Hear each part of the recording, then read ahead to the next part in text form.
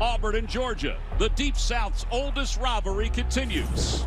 Last week, the Bulldogs escaped Missouri with a dramatic win, but lost their top national ranking. Touchdown, finally! Hey, we win in the fourth. A slight setback for the returning national champs. Georgia down to number 2. Today, they face a desperate Tiger team. He's into the end zone! Touchdown! But familiarity breeds contempt. A rejuvenated Dog team takes their vengeance on Auburn in their 127th meeting. It's Go Dogs. It's War Eagle, the Deep South's oldest rivalry. When your back is against the wall, you show no fear at all. It's revival versus survival. Auburn versus Georgia. Next.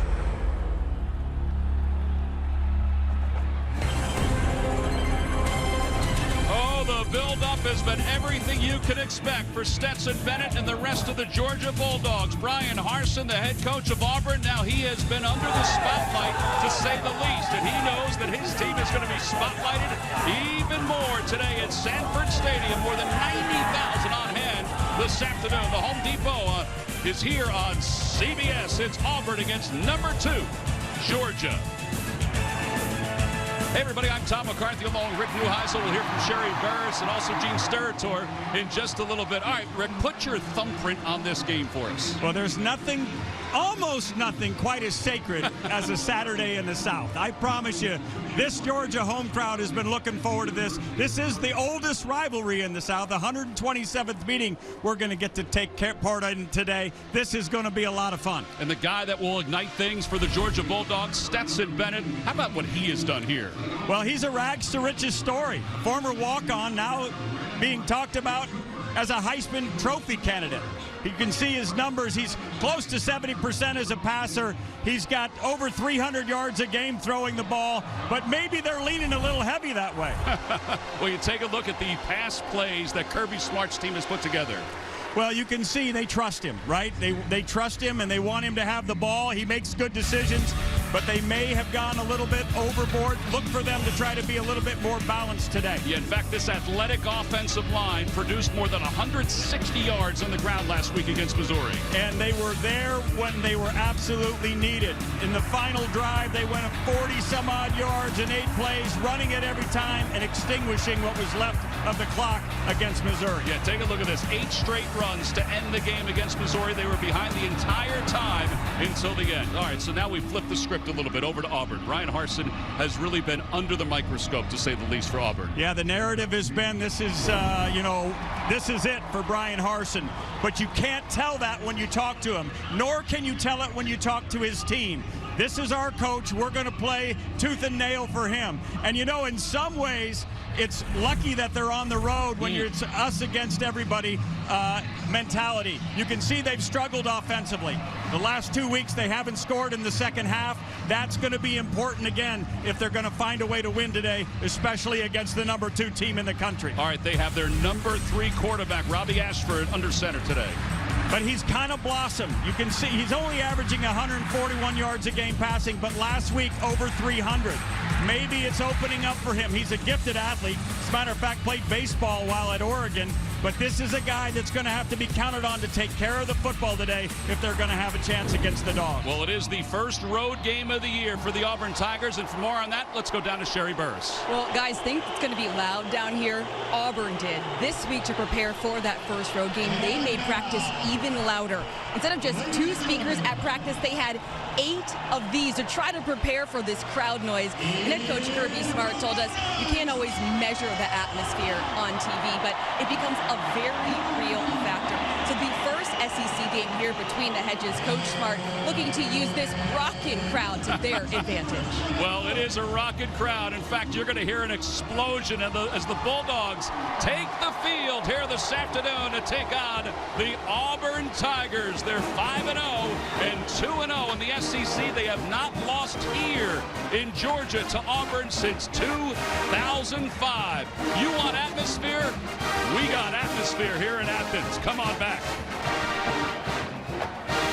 The Home Depot SEC on CBS is sponsored by Rocket Mortgage, Jeep, Twisted Tea Hard Iced Tea. And by Wheels Up. Buying a home? Snap to David Green. There he goes in the corner again, and we jump up. Touchdown! Oh, God, a touchdown! Low snap. Cox picks it up. Looks, fires downfield. Wide open. Aramashu at the 35-30, 25-20. There goes Devin. There goes Devin. All the way. There it is. Place. Kick. Up. And it's good! Oh, my gosh! Oh, my goodness! Oh, no! Talk about a Hail Mary.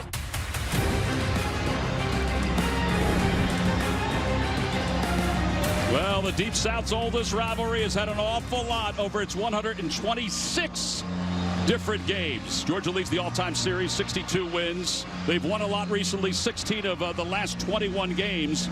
The first SEC game to go into overtime, Georgia won that one back in 1996. Stetson Bennett loves this rivalry. He's talked about it all week long. He's trying to get his team focused on playing Georgia football. Auburn will get the football first. The Deep South's oldest rivalry is underway, and Auburn will get the ball to start things off. Kirby. Well, now time for Papa John's starting lineups.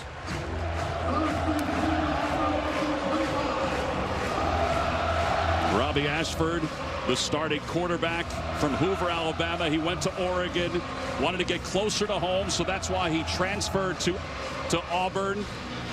And he's been pushed into this role. He was not supposed to be the starter this year. A couple of injuries have given him this opportunity, but they were going to need him as they struggle to find an identity offensively, especially in the running game. Takes Bigsby, and I promise you, is excited he's in the backfield with him. Yeah, he's in motion out of the backfield at the moment.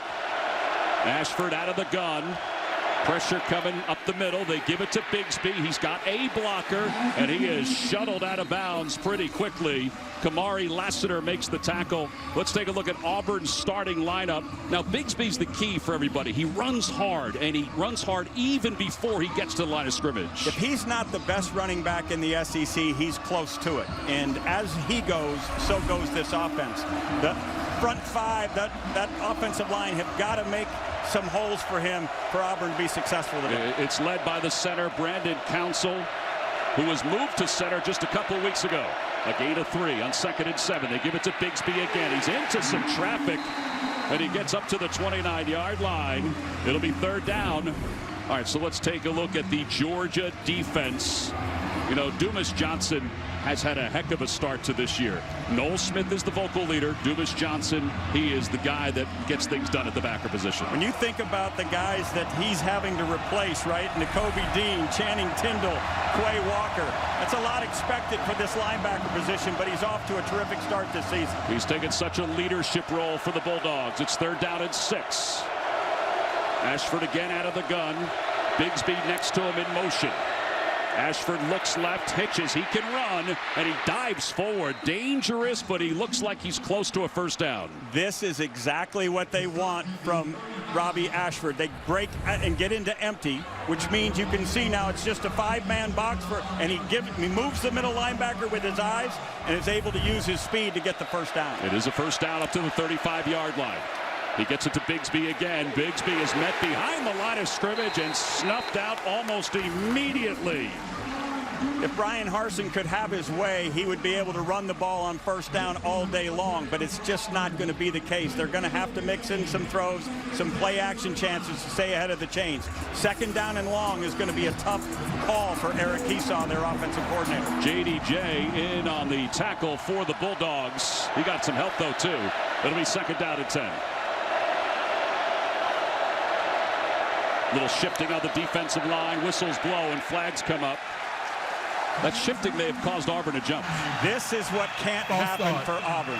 Offense, number 6, 5-yard penalty. Remains 2nd down. Coaches call these self-inflicted wounds, Tom. You just can't go backwards if you're trying to stay ahead of the chains. And that's part of the reason, as Sherry said, that they had all those speakers at practice this week, because they were trying to duplicate this atmosphere, but it's hard to duplicate. When Arkansas came here last year, there were 3 procedure calls in their opening drive. It is very difficult, and remember, this is Auburn's first trip on the road. Smile Munden on the sidelines. They weren't sure if he would go or not today for Georgia. Second down and 15. Ashford looking to throw, middle of the field, overthrows his intended receiver. It was intended for Kenny McIntosh, who is, it was intended for Johnson, who's an excellent receiver. Yes, you could, and this is one of the problems with a young quarterback. He's going to stare at his receiver the entire way. He brings the linebacker right into the throwing lane, and to get it over him, he misses the entire read. All right, so this is what Brian Harsin did not want. Third down and 15. And look for him to be conservative here. Look for him to be careful. You do not want to turn the ball over early in a game with this kind of raucous environment. Bigsby in the backfields. There's a man in motion on third down and long. Ashford under pressure, trying to break away. He's in a little bit of trouble. Throws on the run, just throwing it away. Great pursuit. Nolan Smith was the one who shuttled him out of bounds. It's possible they could look at this to see if the ball got past the line of scrimmage. It may be intentional grounding, but it looks as if they're going to say it got there. All right, so Georgia's going to get the football back after a drive that didn't even last 3 minutes. McConkey's back deep to receive. Don't forget, he's got a sore toe, but he is going to play today. Oscar Chapman, who's been very good punting the football. This one looks like it hit a wall. McConkey will take it inside the 30-yard line, and he spins up to the 35.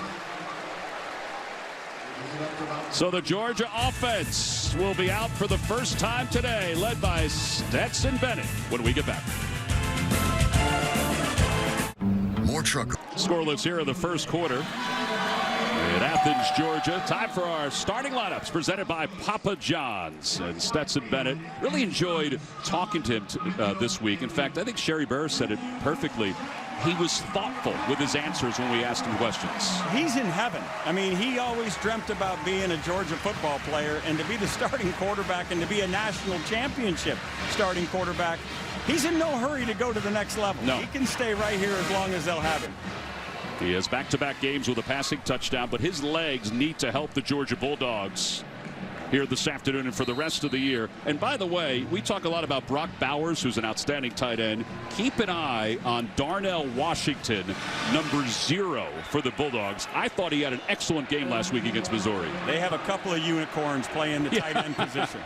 On first down for the 35-yard line. McIntosh in the backfield. He'll take it first. And McIntosh gets a couple of yards.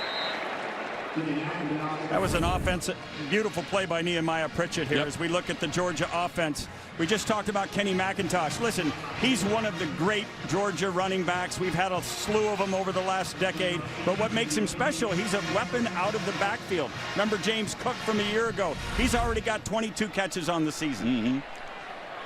In motion is Edwards out of the backfield. And Bowers stretched out wide in that bunch formation on second down and 7.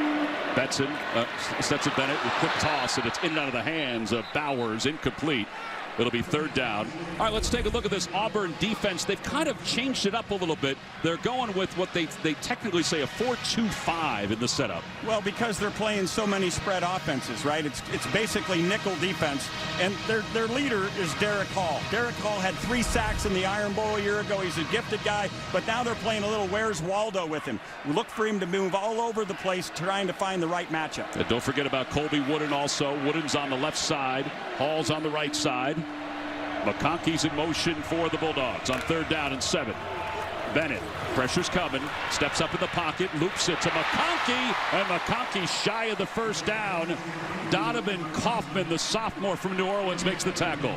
That is a fabulous tackle to keep him short of the sticks. It'll be interesting to see what Kirby does here early in the game. Looks like the offense is staying on the field. Well, they're 4 for 4 going for it on fourth down. Here they come. I was going to say, this is a little early to do this. You weren't ready for that No, yet, I wasn't. Tom? Okay.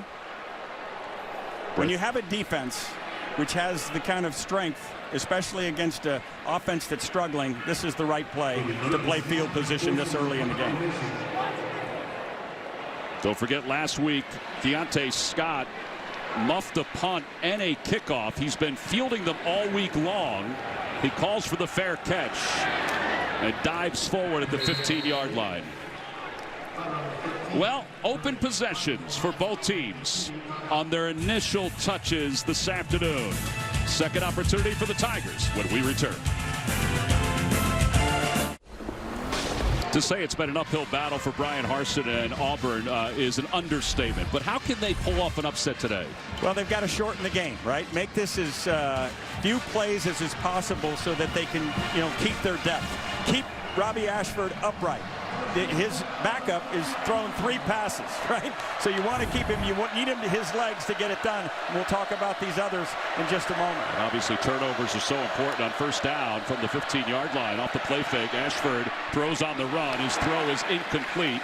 Tried to get Samuel Schenker. All right, let's look at the other ones. So third down is critical. We just saw a miss on third down. Their defense has been outstanding on third down all season. In the last 2 weeks, less than 30%. They're going to have to be somewhere around 40% or higher today. And then obviously no turnovers. Get a short field, a big special teams play. If all this stuff happens, you're going to feel this crowd start to lose energy. It'll become eerie in here in the fourth quarter. In fact, Kirby Smart talked about that even with his team last week with Missouri, that the crowd started to get behind the Missouri Tigers. Second down and 10. Ashford looking to throw again. Pumps a few times. He's got good legs. He's under pressure, and he lets it fly. One of the things Bryan Harsin told us, when you have a unique athlete, they feel like they can outrun everybody. One of his problems is he keeps running for the sideline. You're not going to outrun the Georgia defense. Kirby Smart learned one thing for sure from Nick Saban, how to recruit. These guys can run from sideline to sideline as well as anybody. He's going to have to climb in the pocket and make plays like he did early for that first down. Are they going to go conservative here on third down and 10 from the 15? Look for kind of a quick throw, maybe a catch and run type of thing, maybe an RPO, but you're backed up again. You've got to be careful with a young quarterback. Yeah, they're averaging just under 9 yards on third down this year. On third down, whistles blow and flags come in. And I think we're going to get another false start. False start. Offense, number 71. 5-yard penalty. Remains third down. That's Brandon Council, the center, too. Arkansas had 3. Auburn's now at 2. You don't think the crowd matters? It matters. Now you saw Council flinch a little bit. He's their 4th center. And here's a young man that has moved all 5 positions. He is the 4th center that's played this year, starting from spring ball. Remember, Nick Brahms retired. Complicated when your center and quarterback are so inexperienced. Third down at 15. Ashford takes the soft snap. He's at the goal line, and he throws underneath. He's got his tight ends. And Samuel Schenker gets up to the 18-yard line. He got some yards back, but not enough. It'll be fourth down. It's just yards added to the punt, Tom. It's a beautiful play. Get it out of there. Play field position. This is what you're trying to do. Schenker is one of the leaders on this team. It was a nice move to make somebody miss and get a few more yards added to this punt. Gain of 7 yards, and here's Chapman to punt for the second time. McConkey back deep to receive at the 38-yard line.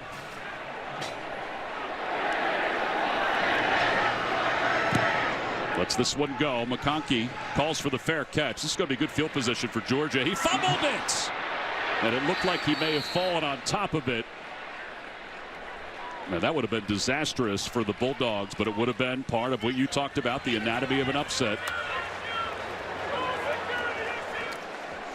All right, McConkey as sure-handed as they come. He felt the heat. He fell on top of it, though, and Georgia maintains possession. We decided it's time. It's time for Do Project Smarter, presented by the Home Depot. All right, Rick, take us through this here a little bit. Well, this young man, I called him a unicorn because he can line up all over the place and hurt you in so many ways. Right here, he's affixed to the line of scrimmage. He can move the pile. He can push around. He goes out as a wide receiver. He's outstanding out there, kind of a Travis Kelce kind of guy. And as a running back, 3 carries, 3 touchdowns. You're smart to hand him the ball. That's absolutely right. Those 3 carries for 3 touchdowns are 82 yards in the making. He is from Napa, California. We asked Kirby Smart how hard was it to recruit him to come here? Because he's from the West Coast. He said it really wasn't hard at all. A lot of it was over Zoom. Yeah, exactly. Well, he recruited him, and you also go out there and find a nice rosé, too. That's right. On first down for the 43-yard line. In the backfield is Kendall Milton, excuse me. And Milton will run to his right. He's got some blockers, and Milton gets across midfield inside Auburn territory. As you watch this run, you're going to see what we call gap scheme, which is pulling the backside offensive line. You're blocking down on the front side, pulling from the backside. This is what they did against Missouri to get back in the game, and it's one of the hallmarks of the Georgia running game. Yeah, gain of almost 8 yards. It'll be second down and 2 from just inside midfield. McIntosh checks in for Milton.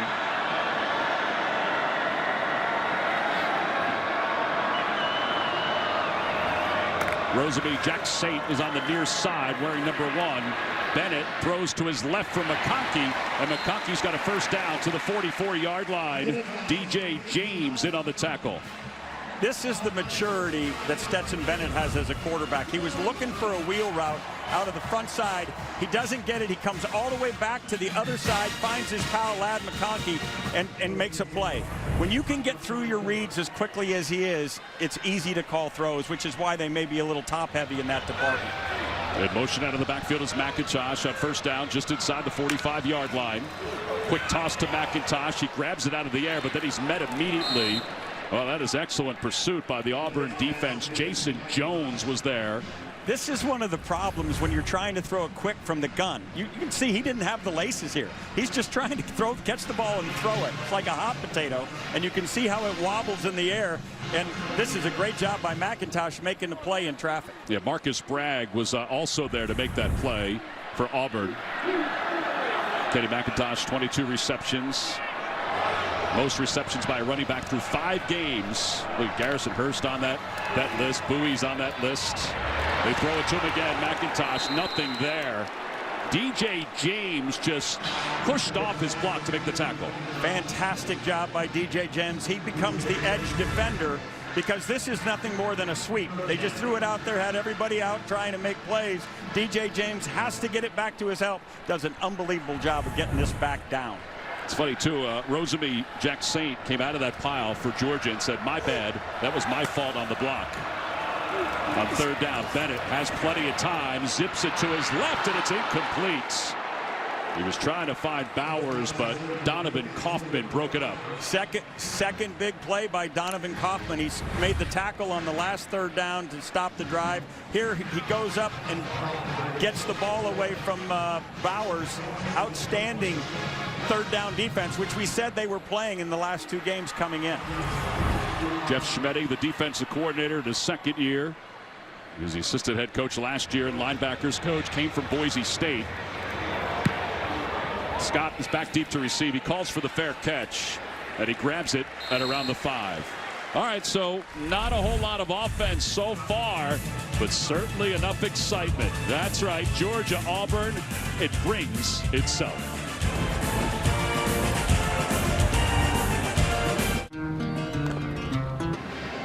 We mentioned that Brian Harsin certainly been under the microscope during his time at Auburn. He spoke after the LSU loss just kind of about that. How confident are you that you'll be allowed to finish out the season as Auburn's head coach? Yeah, well, I mean, that's my job.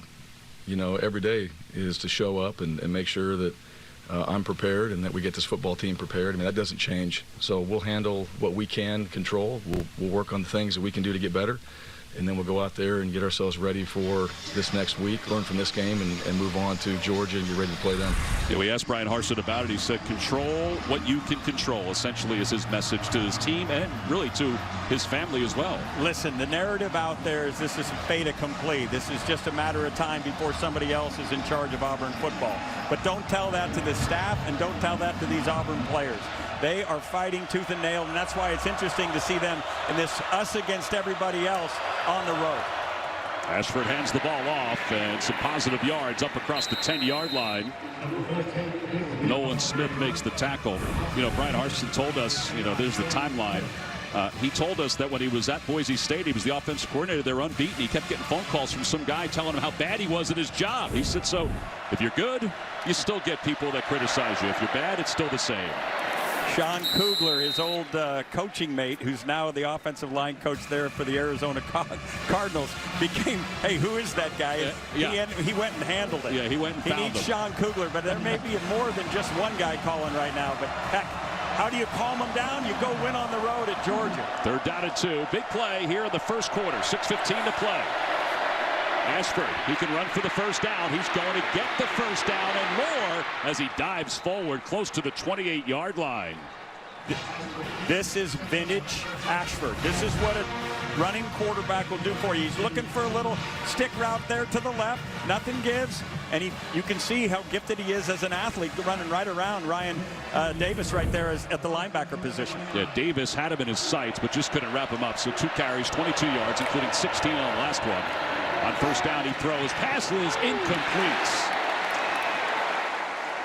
These are the kind of self-inflicted wounds that Auburn has to absolutely avoid. You have a chance for a little RPO right here. You've got Coy Moore wide open. He's got to make that catch. What he's thinking about is run after the catch. Just make the catch. Yep. Keep the chains moving. Yeah, Chris Smith was there, but he was a couple yards behind him. On second down, Ashford, that's incomplete. Yeah, this is the inexperience now of a young quarterback. That's what we call a quick route. It's not a fastball. We talked about him being a baseball player. He's winding up and throwing a 95-mile-an-hour shot. Just play catch. That guy's wearing the same color uniform. Give him the ball. Get yourself into 3rd and manageable. Here we go with 3rd and 10 again. For the 29-yard line. Here comes the pressure. There's some flags, and we're going to get holding on Auburn. Another escape to the side, another throwaway. Great pressure by this Georgia defense. Going to result in a punt. If, in fact, this is holding. Holding. Offense. Number 65. That penalty is declined. 4th down. Yeah, so Alec Jackson called for the holds. So number 65.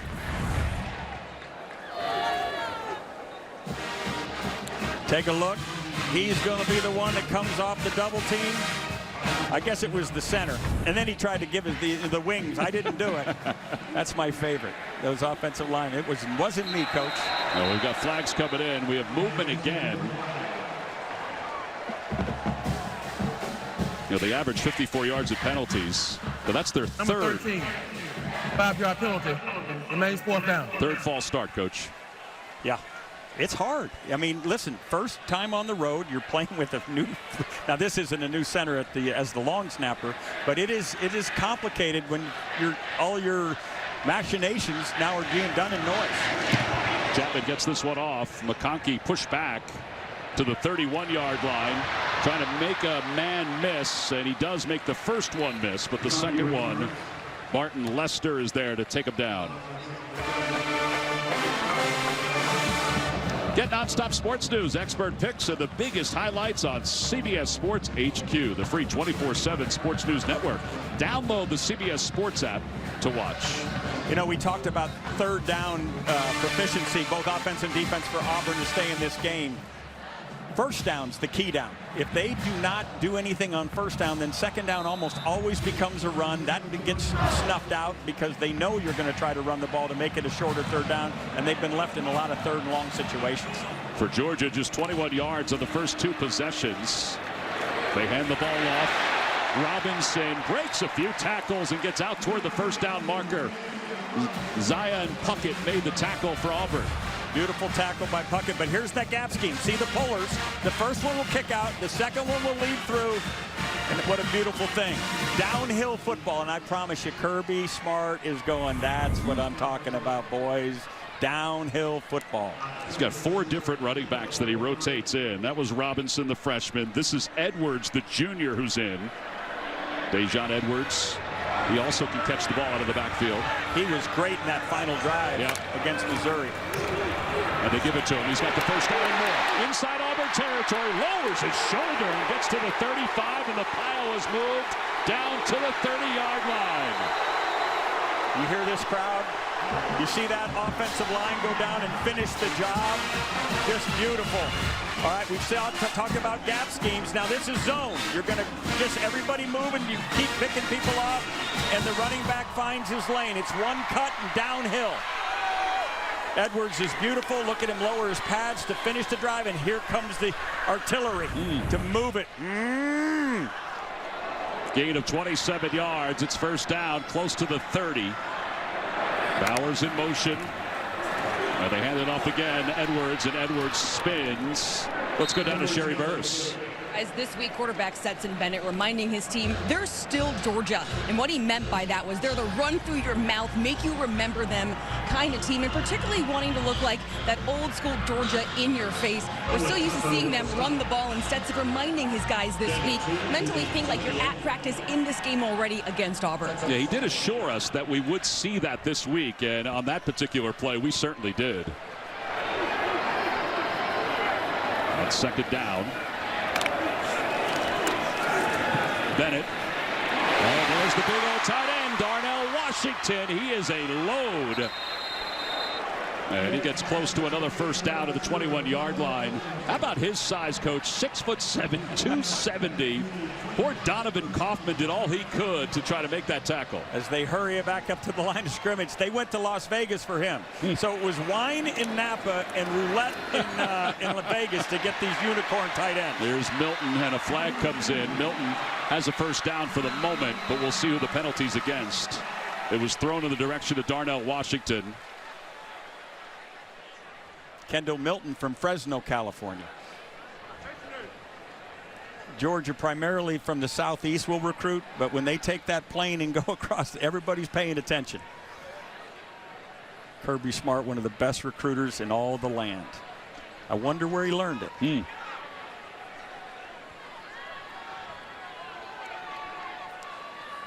Personal foul, illegal block, low to waist, number 0 on the offense.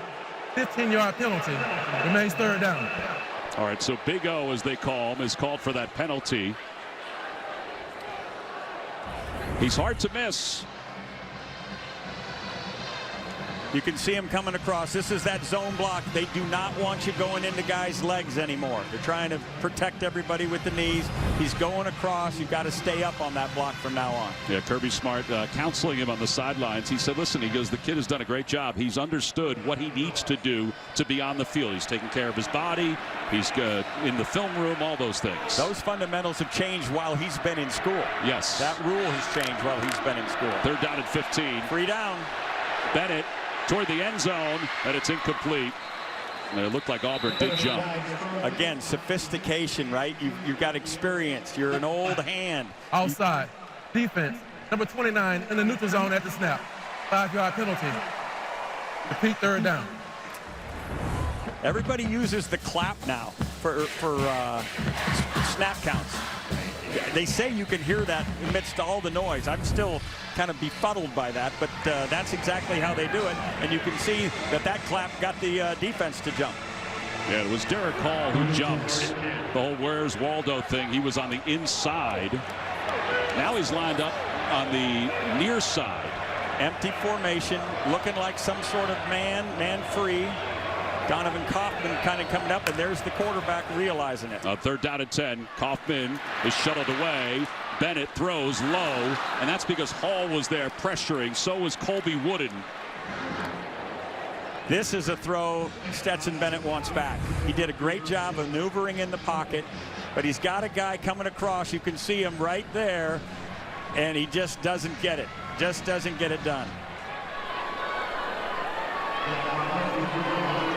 All right, so a field goal attempt. But Lesney, he has not missed inside 50 yards this year. This will be a 47-yard field goal attempt. Good snap, good hole. Kick is on its way, end over end. Doesn't have enough, and it is no good. To the left, he hooked it with 2:18 to play here in the first quarter. Podlesny coming into that kick was 12 of 13.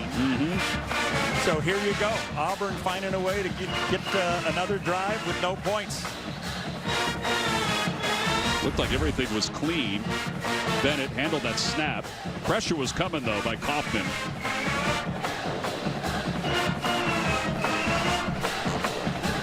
You know, I said everything was clean. Bennett did have to turn his body a little bit. Just to tear, and you don't know exactly from that angle where the laces were.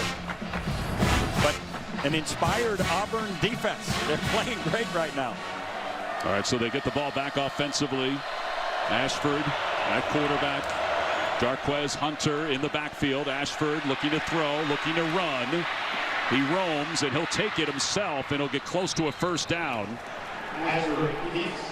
Coaches are saying, hey, listen, stay in the pocket, stay in the pocket. Now he gets 9-yard gain. Right. He's saying, Coach, but I can outrun him.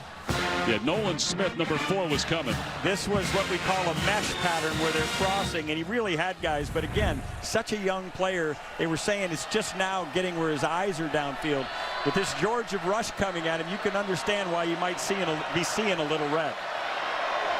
So a gain of 9. It's 2nd down and 1.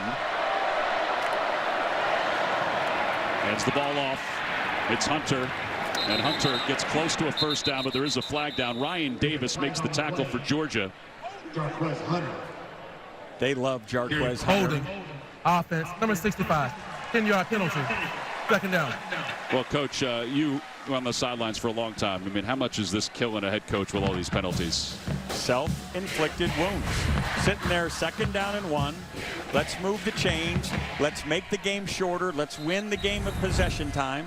And now you're giving them a chance to get back in 2nd down and long. This is the down. And watch this. Eric Kiesau will be fairly conservative here, because he's going to try to get it to 3rd and 5 and manageable, so that they have a chance to make a first down. 5 penalties for 30 yards so far for Auburn. Hunter remains in the game in the backfield, along with Ashford. 3 receivers to the near side. Ashford, it's going to be a quarterback keep, so that's the conservative run. And he did get a few yards. Got up to the 34-yard line. Not much else. 3rd and 7. Listen, Holden Griner is his backup. The freshman quarterback has 3 passes in his career. How much you can afford for Robbie Ashford to run against the number 2 team in the country and one of the most physical defenses in the country is a question that Brian Harsin has to ask himself. We're under a minute to play here in the first quarter. Scoreless, Georgia and Auburn between the hedges. Been a lot of defense so far, and a lot of Auburn penalties. Man to man. Moves the pocket. Throws on the run, trying to get it to his tight ends. That was Tyler Fromm, a recognizable name here at Georgia. His brother was driving around campus the other day after a few tryouts. It'll be 4th down. As Robbie Ashford matures at this position, this ball will have a little touch. We talked about fastballs. He's got room to lay it out to the field, but again, he throws a high velocity, up in the strike zone type of throw, and Auburn can't come down with it. Just lay it out there and make that throw. I think you asked Brian Harsin, is it still kind of like training camp with Ashford? Yeah, and he said remember yes. spring ball, it was Zach Calzada and TJ Finley getting the reps. Right. This young guy's just trying to learn on the run. Oh, we got a fake punt. And they stopped him. It was Samuel Schenker who took the direct snap, and he didn't get enough. Georgia was there, prepared. It was Lightsey who made the tackle, and that is a gutsy call. Great play by E.J. Lightsey, the young linebacker. But Harsin knows to beat these guys, you're going to have to take some chances. You recall Sam Pittman doing it. It just, unfortunately, they missed the block on Lightsey. And here we go. Now you've given Georgia a short field. Nolan Smith was also there making the initial hit. This is Georgia on a fake punt by South Carolina. And then Kent State, they also did it. When you play the role of, big bad bully on the block, you're expecting these kind of things. Breaking tackles is Kenny McIntosh. And McIntosh down to the 27-yard line. Puckett makes the tackle. This is going to have to be a big-time sudden change effort by this defense because you're a little demoralized. You gave up your field position. You're being asked to go out there and stop Georgia again. This is where leadership's going to be key. All right, clock winds down, and that is the end of the first quarter. No score, Georgia and Auburn. But Georgia, good field position when we come back.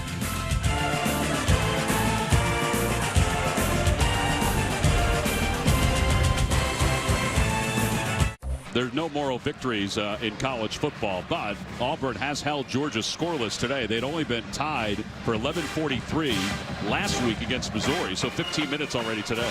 Listen, this is exactly what you wanted when you came in here, us against them. Now you've got to have your defense really rise up and see if they can hold them to at least 3. Yeah, second down and short. Bowers in motion behind the line of scrimmage. They hand the ball off to Milton, and Milton goes right up the middle, has a first down, and gets down to the 23-yard line. 59 yards rushing in the first quarter by Georgia. Here again, that zone play. You can see Brock Bowers. When he tries to come underneath, they end up wrapping around behind him. It looks like he's bouncing to air, and it ends up being a positive play for Georgia. Yeah, Bowers was good on that. It looked like Broderick Jones, the left tackle, was good on that one too. Dejon Edwards in the ball game in the backfield. Bennett doesn't go under center that often, but he's going to go under center here on first down. And the 22, quick toss. There's the reason. Complete, yep.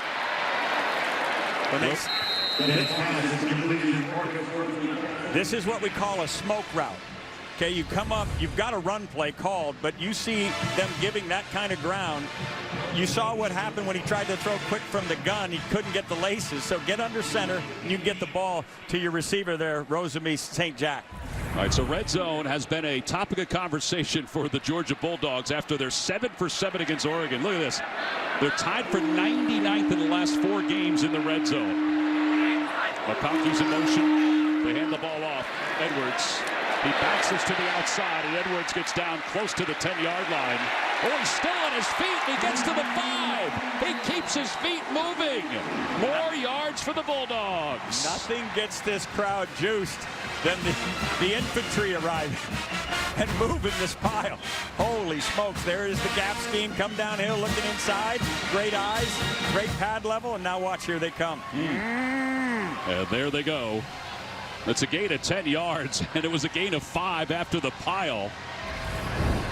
Edwards stays in the ball game. He has 1 rushing touchdown this year, no receiving touchdowns. And Bennett gives it to him again. Over the block of his center, gets down to the 1-yard line. It'll be 2nd and goal. This is just an assert your will kind of drive, and look for them to try to run the same exact play. Here's zone again. Edwards just getting down low, behind, as the running back coaches say, running behind your pads. Low center of gravity, keep your feet moving, and this crowd's into it. Okay, so it's a gain of 5 yards. This will be the 6th play of this drive after the fake punt failed. It'll be 2nd and goal from the 1. You figure Edwards has earned the right to get into the end zone here. Here comes that sugar huddle. Bennett taps his foot 1 time. Bowers in motion. They give it to Edwards. Not much there. Looking to his right, and he is snuffed out. What a great job by the defense. Colby Wooden, what a great job. Look, the sugar huddle, Gus Malzahn made it famous when they run up to this line of scrimmage. So these guys have seen these plays over and over again, and Wooden just shoots in there and gets in the backfield and causes a stop. 3rd and goal here. He is so good. Last week he was so good. So now it's 3rd and goal. What are you thinking here? You looking for Bowers or McConkey? Every play in the playbook's up, because you can run the ball from here. You can also know that it's 4-down territory. I wouldn't be shocked for Kirby to say, I'm going to run the ball twice and get it in the end zone. Well, he calls a timeout here. So 11:47 to play here in the first half, scoreless, but Georgia's knocking on the door. 11:47 to play here in the second quarter. So Georgia uses its first timeout. It's 3rd down and goal from the 2. You're thinking this is 4-down territory? Well, there's a war within the game that's called the tug of war of the line of scrimmage. Kirby, knowing all about that, might want to pound these guys twice if it's necessary to just show this line of scrimmage is leaning towards Georgia. If they're going to throw, look for 19 right over here to be the guy. Yeah, he's in motion now in the backfield. They may hand it off to him. Nope, they pitch it. Running to his left and to the goal line. Kenny McIntosh into the end zone. Touchdown, Georgia.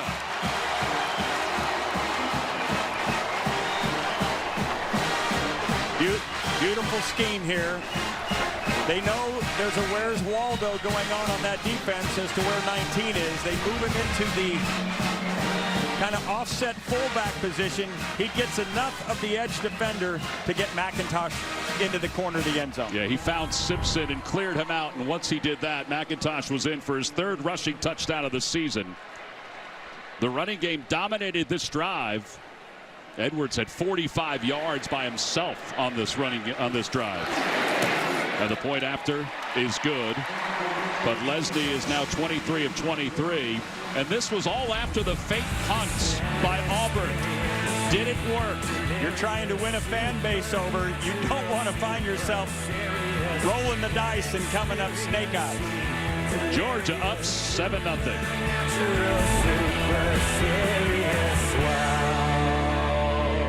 All right, Adam, thank you very much. Pretty good score there for the Bruins. I'm not paying attention to that game at all. I don't think so. We're right here in Athens, Georgia, but there's a long blonde-haired kid in that game that I am paying attention to. Hey, how about the air conditioning for UGA 10, huh? I didn't have air conditioning when I was a kid growing up, but he's got one here in the doghouse. You're going to take care of UGA now. You're going to take care of it. Scott calls for the fair catch. Legendary Georgia head coach Vince Dooley has been hospitalized. Former football coach was hospitalized with what was described as a mild case of COVID, according to a UGA athletic spokesperson.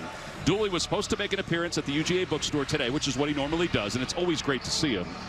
The Red Coat Band, if you remember, played Happy Birthday to him to mark his 90th birthday at the Oregon game in Atlanta last month. He was also at the Samford game. Such a special guy who had so many great years at Georgia, but it began at Auburn for him. What a great coach. What a great ambassador for Georgia. Get well soon, my friend. Get well soon. Flags come in, and again, 5 flags so far. Another false start for Auburn. You know, I kept Vince Dooley up past midnight one time. Offense, right tackle, 5-yard penalty. First down. All right, we have some time, so we got to tell this story. So it's your first appearance. Right here. First start. 1983, Rick Neuheisel starting against the Georgia Bulldogs for UCLA. Uga threw up on you. Uga threw up on my cleats. We lose the game. Charlie Dean picks me off, goes 80 yards. Charlie Dean. And all Vince Dooley can remember is, you kept me up past midnight. First down at 15. The pitch goes to Hunter. Hunter trying to go right, steps in. Not much there. Well, we have archives, just so you know. So here we go. We flash back to 1983. Look at the locks on Rick. I miss my hair. You and me both. No, Charlie. No, not again. Why didn't you track him down? I was under a pile of dogs. That's what I was. After midnight. It happened the next day, I can tell you that. Second down and 12. Playing with Uga 4 on your shoes. Ashford drops back to pass. Just dumps it off underneath, and it is nearly intercepted. Boy, they're lucky. Hunter could not corral it. He bobbled it and went off the shoulder pads of somebody else. Eric Keesaw's got to be sick upstairs because he had to set up beautifully, and yet the young quarterback is trying to move towards it and just doesn't give him a ball that he can handle. Really set up play, and here we find ourselves in 3rd and 11. Now, I promise you, that 3rd and 11 box on Eric Keesaw's play chart is growing short. 2 for his last 10, 0 for his last 5, and now 3rd down at 11. Johnson in motion for Auburn. You figure Georgia's going to bring the house here. Now they do. And Ashford's just going to throw it away. He was basically running for his dear life on that. Xavier Sori was pursuing him. So was JDJ. You're looking here, he's looking down to his left, and again, once he sees color, he's always going to run to his throw hand to the right, and there's nobody there. The entire pattern was to the left. What they're building for him are one half-field reads, and obviously when you escape away from the half field, you're left with nothing. Well, now 4th down, and they'll punt yet again. Chapman will punt it to McConkey. McConkey is going to try to return this one. He makes one man miss. He's got some daylight, and he's going to spin his way inside Auburn territory, sidewinding his way inside the 35. This is a great return. The edge defender of the punt coverage unit ends up missing. McConkey makes him miss the tackle, and once he gets around the edge, they build the wall for him. 45-yard punt, 38-yard return, snaking his way inside Auburn territory. Papo makes the tackle, fortunately. Short field again. This is about where they got it after the fake punt.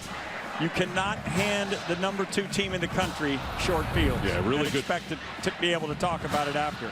Really good field position on first down for the 31. Robinson, the freshman, is in the backfield for Georgia. Quick strike time. Look for a chunks opportunity. That's McConkey in motion. They give it to Robinson, running to his left. Robinson inside the 20 along the sidelines. Lowers his shoulder. He gets down inside the 10. Puckett knocked him out of bounds. How about the running game for Georgia in this second quarter? This is an unbelievable job up front. It's the gap scheme again. They've got the kick out, they've got the lead through, and young Mr. Robinson is taking advantage. Number 9 running back. They didn't need to throw to get the big play. And this crowd's enjoying the physical nature of what's happening on the field. Well, that's what the Bulldogs said it was going to be like. So did Auburn. McIntosh checks back in. 23-yard gain. First and goal from the 8. They pitch it to McIntosh, running to his left, and he is bounced to the pylon. Did he get in? Nope, he's out of bounds at the 2-yard line. What a powerful runner. 7-yard gain. He's not an overly big guy, but gosh almighty, does he run with some power. He's got I bet his weight room annex with his lower half, the squat rack and all, I bet he puts up some big-time numbers. Caden Bridges was in on the tackle. It was really close to see whether he was out of bounds or not. They mark it inside the 1.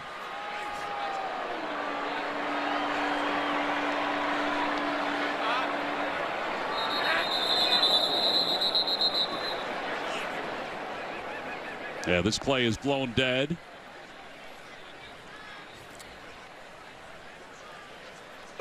That the runaway short goal line. Play is under review. Yeah, it was close as to whether he was out of bounds, so it is under review. Well, let's take a look at some replays here, Rick. So where do you think he is? This is all going to be based on where that knee goes down. Right. Obviously, he's reaching. He's on top of the defender, so he's technically not down. Wow. This is, you go to for this kind of information, you Who's go to that? Gene, the review machine. All right, well, Gene, watch it. What do you think there, Gene? Was his knee down? That's the first time I've been called Gene the review machine, but I like it, Coach. I've got his right knee down before he reaches. Yeah, it is. It is the right knee, and I think before he extends for the pylon, the right knee makes contact with the ground. Then he hits it, but I think he's a yard short. All right, so maybe they do have it marked properly. Yeah, that's what we weren't sure was right there. Is the knee down? And the ref is right there. The side judge, he was taking a look at it. At that spot. All right, so they got it right. All right, so Gene will work on T-shirts for you from Rick's new nickname for you. I just didn't know if you were a dancer, Gene. I knew you were a review absolute genius. All right, so second and goal. If you're playing the guitar, I'm dancing. That's right. Amen, brother. Second and goal from the 1. See the yards per rush. It's definitely gotten higher over these last 2 series. Edwards is back in, so he'll be in the backfield for the Bulldogs. Another opportunity just to assert your will. There's the sugar huddle. Yep. Bowers in motion. Lines up as the offset fullback. They give it to Edwards, and Edwards into the end zone. Second straight score for the Bulldogs, up 13-0. I am so impressed with Dajon Edwards' vision and his power. There is a absolute Auburn Tiger shooting, vectoring into the backfield on this touchdown, and watch him just make a little bit stop and start move and avoid the contact and get himself into the end zone. Beautiful job by a running back. Again, they've gone to the ground over these last 2 drives. That's enabled them to get into the end zone and good field position too. But Lesney is on for the point after. Low snap handled by Bennett, and the point after is good. 24 for 24 on punt returns this year. Well, it all began with McConkey. We talked about what was necessary for Auburn to get this done. They were going to have to be clean in the special teams. They give up a big return. You can see what happens. Edwards into the end zone. 14-zip Bulldogs. Bulldogs up 14-0 with 8:45 to play here in the first half. CBS tomorrow, discover America's top news show, East New York, starring Amanda Warren, Jimmy Smits, and Richard King. Catch a new East New York after The Equalizer, part of Big Sunday on CBS. Some of the Alabama troopers who are here, and you wouldn't mind them in one of those TV shows. They would fit the part. You know, normally a 14-0 lead is absolutely survivable. You can come back, you can figure out a way to get back in, but this Auburn team's been through a lot. They're vulnerable right now. This is a really key drive in this game. Well, Scott's going to return this kickoff, and he lowers his shoulder up to the 23, 24-yard line. Let's check in with Sherry Burris. Guys, I'm learning that running back Kendall Milton for Georgia is out with a right groin injury. I saw him stretching there on the sideline. He is still out here, but learning he is out for the rest of the game. All right, Sherry, thank you. It's amazing, though. They have depth. I mean, they have two others that can slide in. Tommy, that's what separates the elite teams. They lose somebody. Bryce Young goes down. There's Jalen Milroe for Alabama, right? Kendall Milton goes down, and you can see the host of other running backs coming in and carrying the freight. Yeah, Edwards and Robinson in particular. Robinson, the freshman. They hand the ball off to Bigsby, and Bigsby trying to get something going. Nothing really there. He gets 2 yards. All right, you're a former quarterback. You were a coach in college football. What are you seeing from Ashford? Well, this is called youth, inexperience. He's 3 of 13 right now. A lot of the throws have been forced. A lot of them have been available to him, but he doesn't have all the throws. He doesn't throw with all the dimension, but this is what you're left with. You have to bat 1,000 on first down here. Obviously, a nice start with 2 yards. They cannot go backwards. And that one is tipped, and it's caught by the Tigers. How about that for a little luck? Or sometimes you just get lucky. Wow. Luke Deal had it. It went off his hands, and Samuel Schenker was able to back him up. Look at the velocity. He throws a ball. The guy's literally 7 yards away from him. It going about 99. You can understand why Deal doesn't handle it, but then you get your boy Schenker to dig it off the turf. Senior from Albany, Georgia. Take advantage. First down being key here for Auburn to climb back in this game. It's the first completion in the last 7 passes for Ashford, and it's first down from the 38. Ashford hitches a little bit. He's got plenty of time. Now he rolls the pocket, and he's going to keep it himself. There is a flag in the backfield, though. So whatever positive yards he was able to get may be negated. I want you to watch this replay after we heard the call. Holding. Offense. Number 77. 10-yard penalty. Remains first down. Please join us here at CBS Sports as we proudly celebrate Hispanic Heritage Month. All right, so now we're looking at 6 penalties for the Auburn Tigers, most of which have come on offense. And that just negated what was a positive run. Yeah, and again, he had the opportunity to go north and south and make a big play with his legs. He keeps wanting to avoid to the sidelines, and it's a bad recipe for the Tigers. Bigsby in the backfield. Ashford to throw again. Pass is complete. He found a man on the outside. And just when you get frustrated as a coach, he hits that pass, and you're going, nice job. This is what we call a little shake route. A corner route where you get inside, you're going to see him come back, and look at the ball placed perfectly there on the sideline. Good hands by Capers to reel that one in. It's a gain of 16 up to the 44-yard line. All right, so 2 completions, positive chunk yards. It's second down and 4. Corey Moore is in motion for the Tigers. Play clock is down to 5. Ashford, little pressure, finds his tight end inside Georgia territory. Samuel Schenker You want to talk about a seasoned vet. He was able to avoid Malachi Starks and make that reception. Here comes, you can see the crossing routes. Those guys are what we call a mesh. Shanker comes out clean on the other side. This time, Ashford stays in the pocket. Beautifully done. First down, really important first down for the Tigers as they try to climb back in this game here in the first half. Obviously, first downs have been hard to come by. It's first down. The ball spotted at the 47-yard line. Bigsby runs to his left. The pass game maybe opens up a little this run game here. It does. And again, positive yardage. You've got to keep this thing manageable on third down. Third down being critical as they try to crawl back into this ball game. They're hurrying up to the line of scrimmage. It's a gain of almost 5. You've kept Georgia on the field a little bit. See if you can neutralize a pass rush by going a little tempo here. Second down and 6 officially. Hunter is in the backfield. They're going to find him in the flat. And Hunter gets down to the 41-yard line. Pretty good help on defense by Javon Bullard. And these are the kind of throws Eric Keesaw wants to give Robbie Ashford because they're scripted. It's basically you're throwing it to our running back, and Hunter will make something good happen, and now we're in a third and manageable. Possible 2-down territory. I know he's going to be a little gun-shy after the fake punt, but you got to stay aggressive if you're Brian Harsin. Well, they keep Hunter in the game. He'll break the huddle out of the backfields. See Ashford's total yards today, 88. Tight ends to the field, wide receivers to the boundary. Ashford, pressure's coming. He breaks loose. He fumbled the football. It's recovered by Georgia. He was loose with the ball last week. He had 4 fumbles. He lost 1. Loeb comes out of the pile with the football. He got the north and south part right. Now secure the football. You think coaching's hard, Tom? Wow. Both coaching staffs talked about it. That's an open field fumble. Nobody hit him. Georgia's ball. Say the score was? It was Vandy on top of Ole Miss. Oh, okay. Yeah. Fantastic. There's Ashford on the sidelines, coach, and he's feeling it a little bit. He was 4 for 4 on that last drive, and then obviously fumbled the football. Listen, he's playing a whale of a game. He's just got to be clean. The turnovers have got to be in check, and he's got to keep his head up because they need him.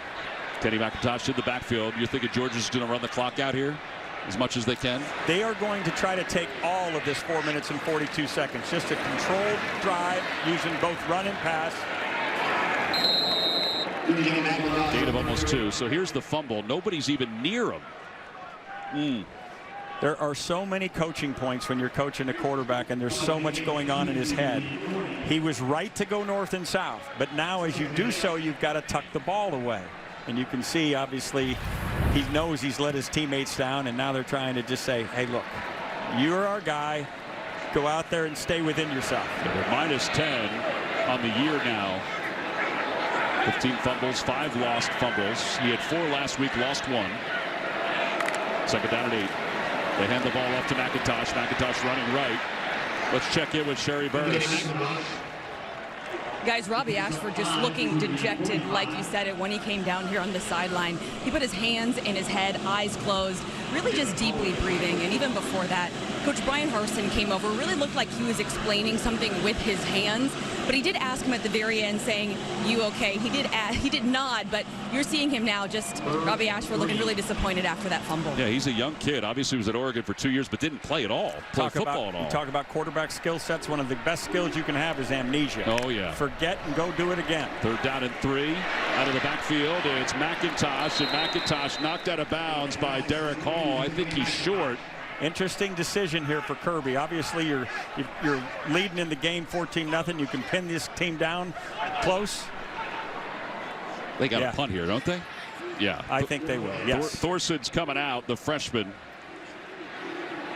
He has the fewest punts in the SEC, which is not a surprise. You know, they had one game where they didn't punt at all. And Scott's back deep to receive.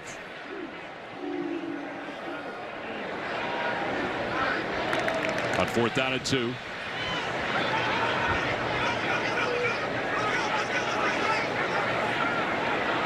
Play clock down to 2. Game clock winding down. And they get this one off. Scott calls for the fair catch. And he grabs it at the 14-yard line. Tomorrow, the NFL on CBS slate features the rookie Kenny Pickett leading the Steelers into Buffalo to take on Josh Allen and the Bills, or a key AFC matchup between the Dolphins and the Jets. The day gets underway at noon Eastern with JB and the guys on the NFL Today. Tomorrow, the NFL is on CBS. All right, so Stetson Bennett, we talk about quarterbacks in the National Football League. Quarterbacks that are younger than he is in the National Football League. Look at that list. It's incredible how many guys have gone off to the league and done so many things at such a young age. This guy, I told you, he's in no hurry. He'll stay at Georgia if they'll let him, as long as you do. You talk about rings on a tree. He's got a really important ring on his hand. National championship ring. And he's a great story, too. Started at Georgia, was on number 4 on the depth chart, decided to go to junior college to get some playing time, and then earned his way back to Georgia again.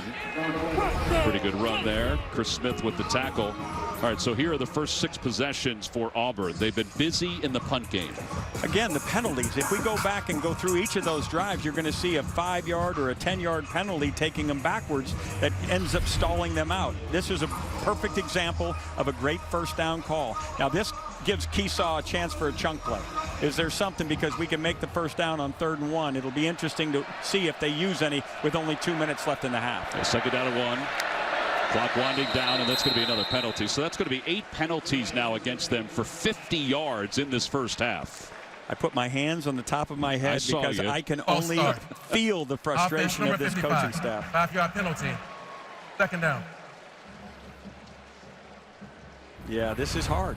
This is really hard. Now you have to, you're in 2 different situations. You want to take this clock down, give Georgia no time to come back. That's the 4-minute drill. And if you get some momentum, then you transition to a 2-minute drive. 2nd down and 6.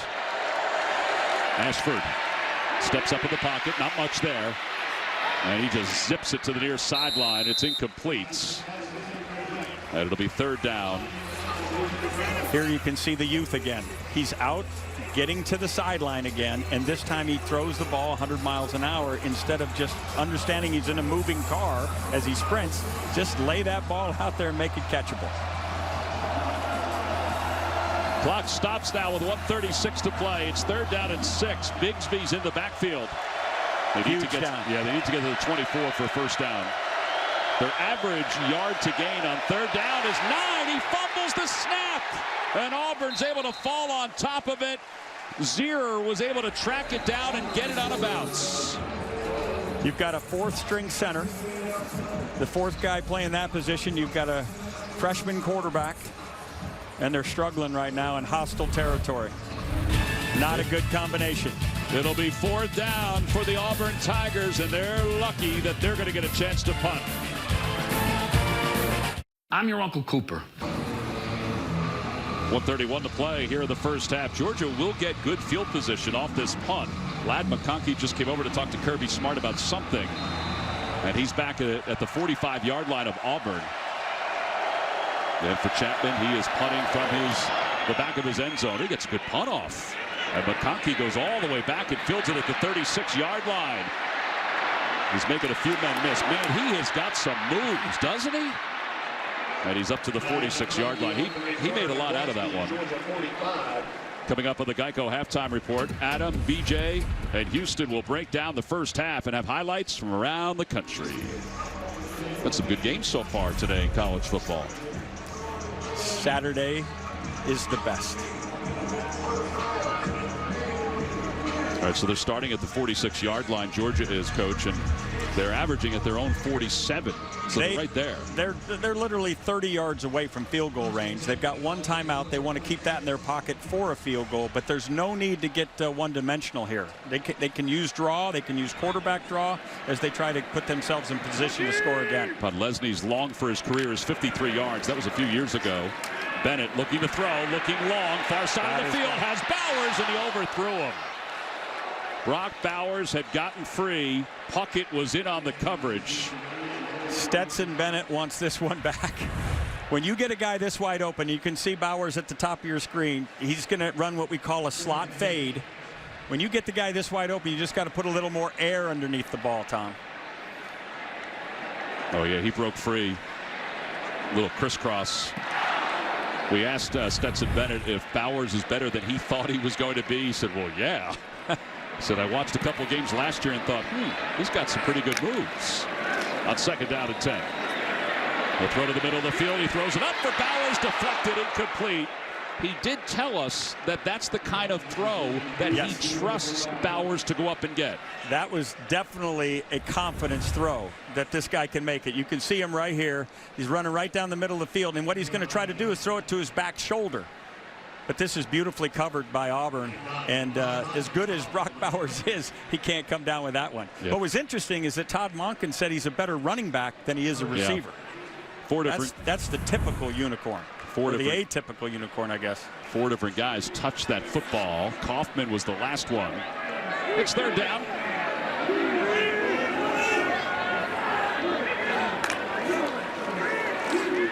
Bennett looking to throw again. Comes to the near side of the field. His pass is caught. Blaylock. Nope, they say incomplete. He had it, and then when he went out of bounds, it jarred loose. It'll be 4th down. We'll see if he actually is out of bounds. I think the officials are right on this one. But interesting on a clock drive that you go down the field 3 straight downs. That right foot might have touched in. I don't know if he had control. Oh, he didn't have control. No. 3 straight chunk throws. Usually clock drives are best started with a rhythm throw, something underneath just to get the thing going. It subdues the pass rush and allows you some rhythm to get into position to score. I see the yardage for both teams. Georgia's definitely dominating on the ground. This is a high kick by Thorson. And the fair catch is called. Well, I think everybody's enjoying this, including Uga 10. He's come out of the house just a tad. Just to take a bow? Well, for halftime. Get a chance to enjoy a little bit of the sunshine.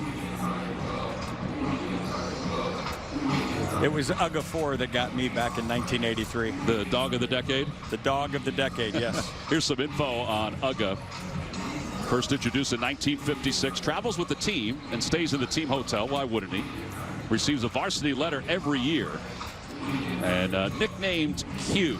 This one is Uga 10.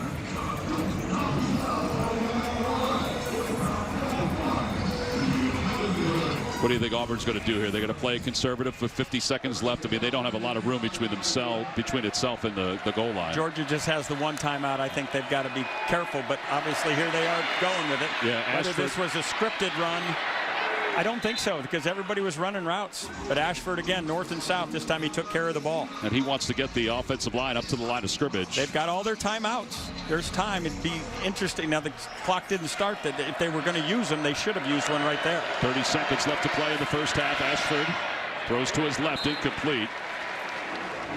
His intended receiver was Jackson, the senior. But here's the downside. Now you're in 3rd down and 3. And if you get stopped, Georgia's got a timeout. Can get the ball back and put themselves in position to score. You've got to be real careful as you try to figure out what's possible, especially with a young quarterback. Yeah, you have to understand your limitations. They've got Bigsby in the backfield. 4-man defensive front for Georgia. They get it to Bigsby, and Bigsby has the first down as he's thrown out of bounds. That was Ryan Davis who made the tackle. Kirby Smart was in the area too. Can't credit him though. Great job. You can see the receiver coming from outside in. He ends up being in somewhat of a pick to allow Bigsby to get to the sideline where the ball can be thrown to him and he can get to the sideline. Now you're going to use your timeout. You're an all-in trying to score, get to field goal range for Anders Carlson. 20 seconds to play. Ashford going long to the far side of the field, and it's incomplete. He's lucky because Chris Smith was coming over and was probably the closest one for Georgia to that neighborhood. Again, I quarrel with this because you need rhythm. You'll neutralize this pass rush, and you do have timeouts. I know you were in the waning seconds here with 14, but something underneath, and then use your timeout, and you can get one more chunk play to get yourself in field position for Anders Carlson long one. Yeah, it doesn't seem like they're thinking about using those timeouts at all. Doesn't seem like they're important. Play clock is down to 10. Ashford 8 of 21 in this first half. Quick toss to the near sideline, and he just zipped it over the head of his intended receiver. That was Jay Fair. A little high and outside. You're used to that baseball stuff, Tom. It's coming back to me. Congratulations to your Phillies. Yeah, big one tonight in St. Louis. 1-0 lead, big ninth inning.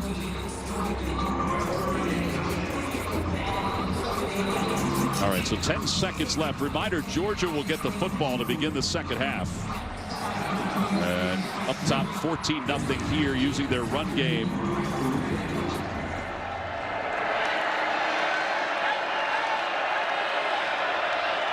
Ashford's going to look for a timeout. The play clock is down to 4, and I don't think he had what he wanted on the fields. 10 seconds left. Auburn uses a timeout. We'll be back right after this.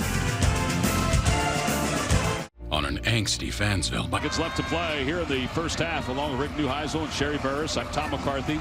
It's 14-0 Georgia on top of Auburn. Auburn with the football. They just used one of its timeouts. Some miscommunication between Ashford and the sideline. He sets up in the pocket. Pressure's coming. He steps up, and he's going to run into the open field, and he slides close toward the 45-yard line. With 2 seconds left, he asks for a timeout. Now you can heave one to the end zone. This is a Hail Mary opportunity right here. He certainly has the arm strength that we've seen. Yes. Whether it was necessary or not, he can throw it 100 miles an hour to get it to the end zone. Yeah, and he's got athletic tight ends. He's got Shanker. He's got Deal. I mean, Tyler Fromm's been in the game as well. I'm talking about big guys that he can go to if he has to. And don't forget, you know, Jackson is 6'2". Just thinking about throwing it up and seeing if he can throw it up for grabs. More likely, you're going to see wide receivers here to get down there because they're not going to be able to hold the ball very long against a very athletic Georgia pass rush.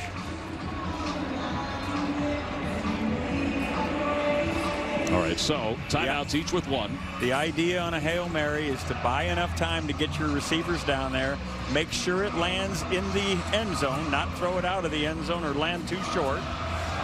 Couple of hitches. I was part of a big-time Hail Mary. I don't know if you remember that Cordell Stewart throw at Michigan. And give yourself a chance. All right, so how about Georgia has Darnell Washington, their one of their tight ends, back as sort of a center fielder. Absolutely, and now they're going to call timeout and talk this through. Third and final timeout of the half. The key for the defense on this particular play is to not try to catch the ball, but try to volleyball spike the ball.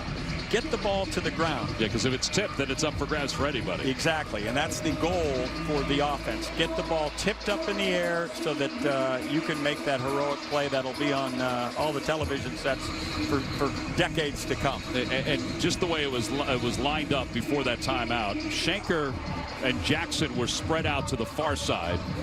Shanker the tight end, Jackson the wide receiver. Now they may switch that up. Yeah, they're going to switch it up a little bit. So Shanker's going to come down to the bottom of your screen, number 25. And Coy Moore is going to join him. All right, there's some confusion in this lineup here. Yeah, now they have trips. Now they're trying to get them lined up to the field, which is the right thing to do. Plenty of time on the clock, so it's not an urgent matter. There's cleanup. And Ashford setting up in the pocket. It's tipped at the line of scrimmage.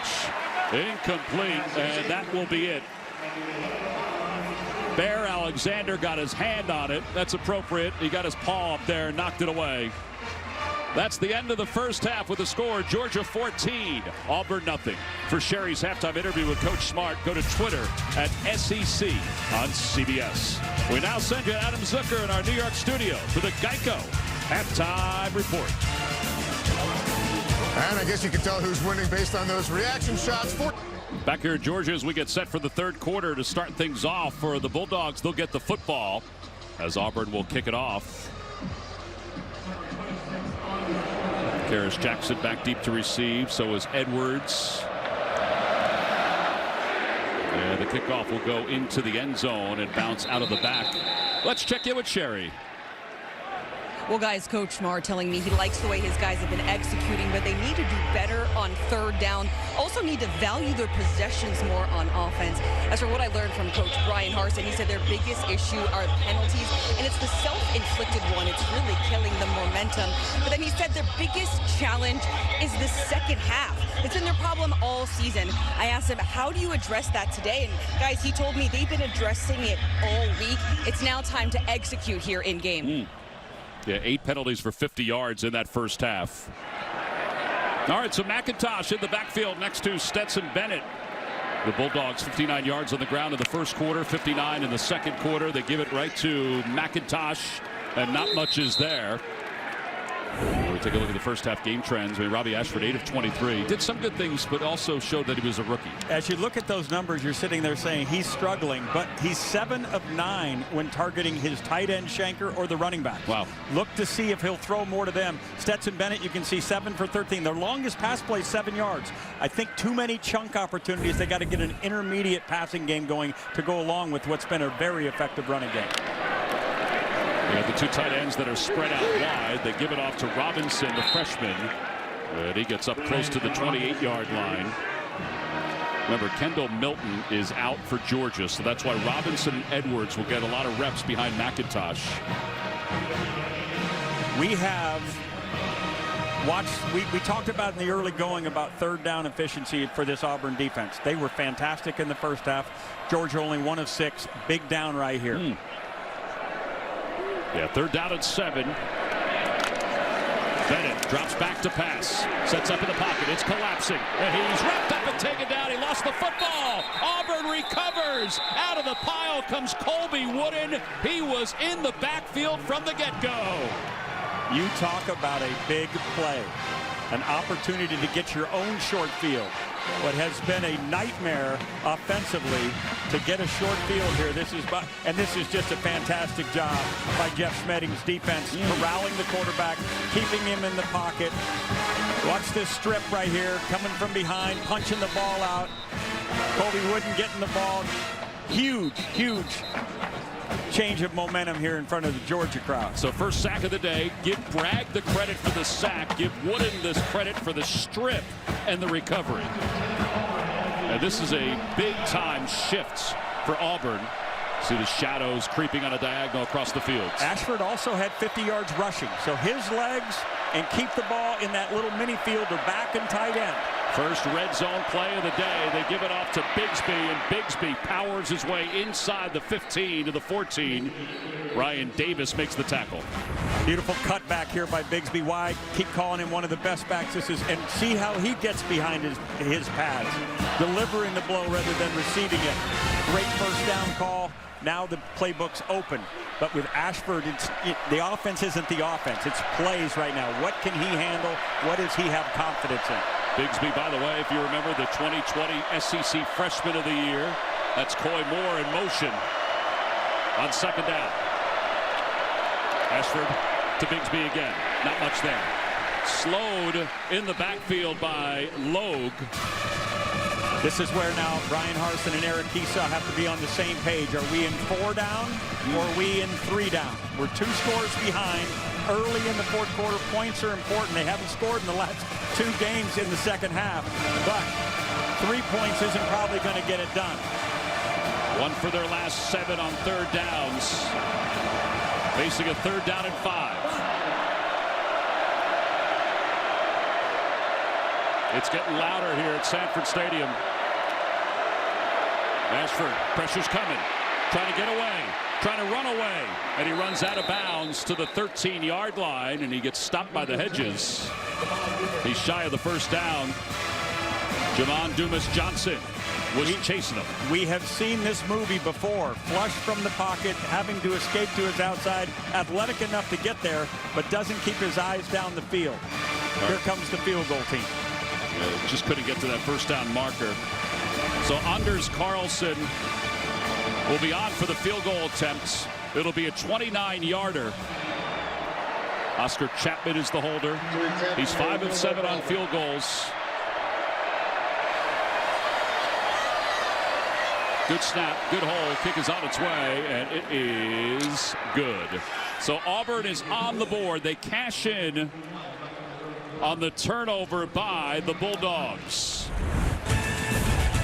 The strip, the recovery, and then eventually the field goal. It's 14-3. Bulldogs on top of the Tigers. Well, the strip sack by Colby Wooden has led to the field goal for Auburn. 14-3, Georgia on top. CBS Friday from producer Jerry Bruckheimer comes TV's hottest new drama. A heroic story of redemption where elite firefighters battle the toughest wildfires. The new series Fire Country, Friday 9/8 Central on CBS. I watched it last night. It was just on in the room as I was preparing. It was excellent. You're kind of a television savant, aren't you? Sometimes I am. Yeah. We're on the road so much that on the road with sometimes I have it on. You've dropped a couple of lines that go back to some old movies. I go, this guy's, I can hang with him. All right, there's Bennett warming up that shoulder. You know, that shoulder's been banged up a little bit. I don't think it's affected him today, but he has loosened up more and more as the day's gone on. Kickoff. We'll try to return it. And Edwards gets up close to the 20-yard line. A little bit more hop in the step with the Auburn sideline right now. If you think about the first half and watching Auburn's defense in the first half, when the ball was on their side of the field, right, when they had Georgia pinned back, they were outstanding. The letdowns happened when they gave them the short fields, right? So if they can keep this field position advantage, they're going to give their offense a chance, and that's all you can ask of this defense. They've been outstanding given the way this offense has performed thus far this particular day. Yeah, Georgia slides in Branson Robinson, the freshman from Canton, Mississippi. It'll be first down for the 19-yard line. Bennett off the play fake. They like to have him roll, and they get it to Darnell Washington, and the big tight end rumbles out of bounds at the 37-yard line. He is a tough matchup. These kind of moving the pocket throws are how you get your offense rhythm, especially when you're blessed with these fantastic tight ends. Washington, this time the recipient. He's worked on his run blocking. He's gotten better at that.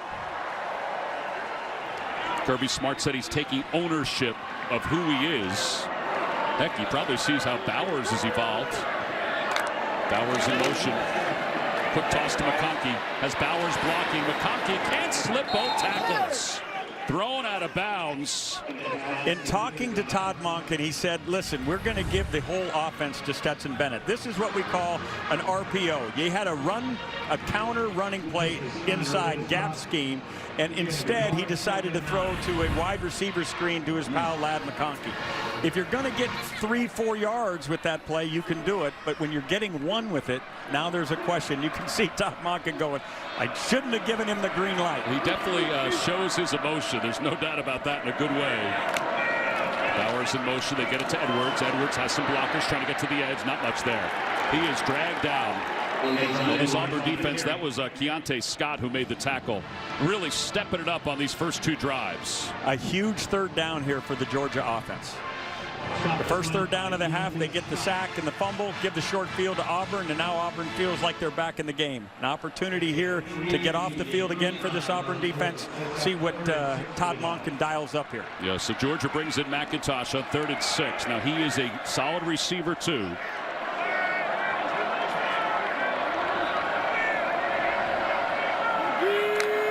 Bennett takes the low snap. And he throws to the near side. There's a flag. McConkey has it, and he's out of bounds at the 40-yard line. And let's wait and see who the penalty is against. Offsides on defense. Offside. Defense, number 29, in the neutral zone at the snap. That penalty is declined. The result of the play is a first down. Huge play here.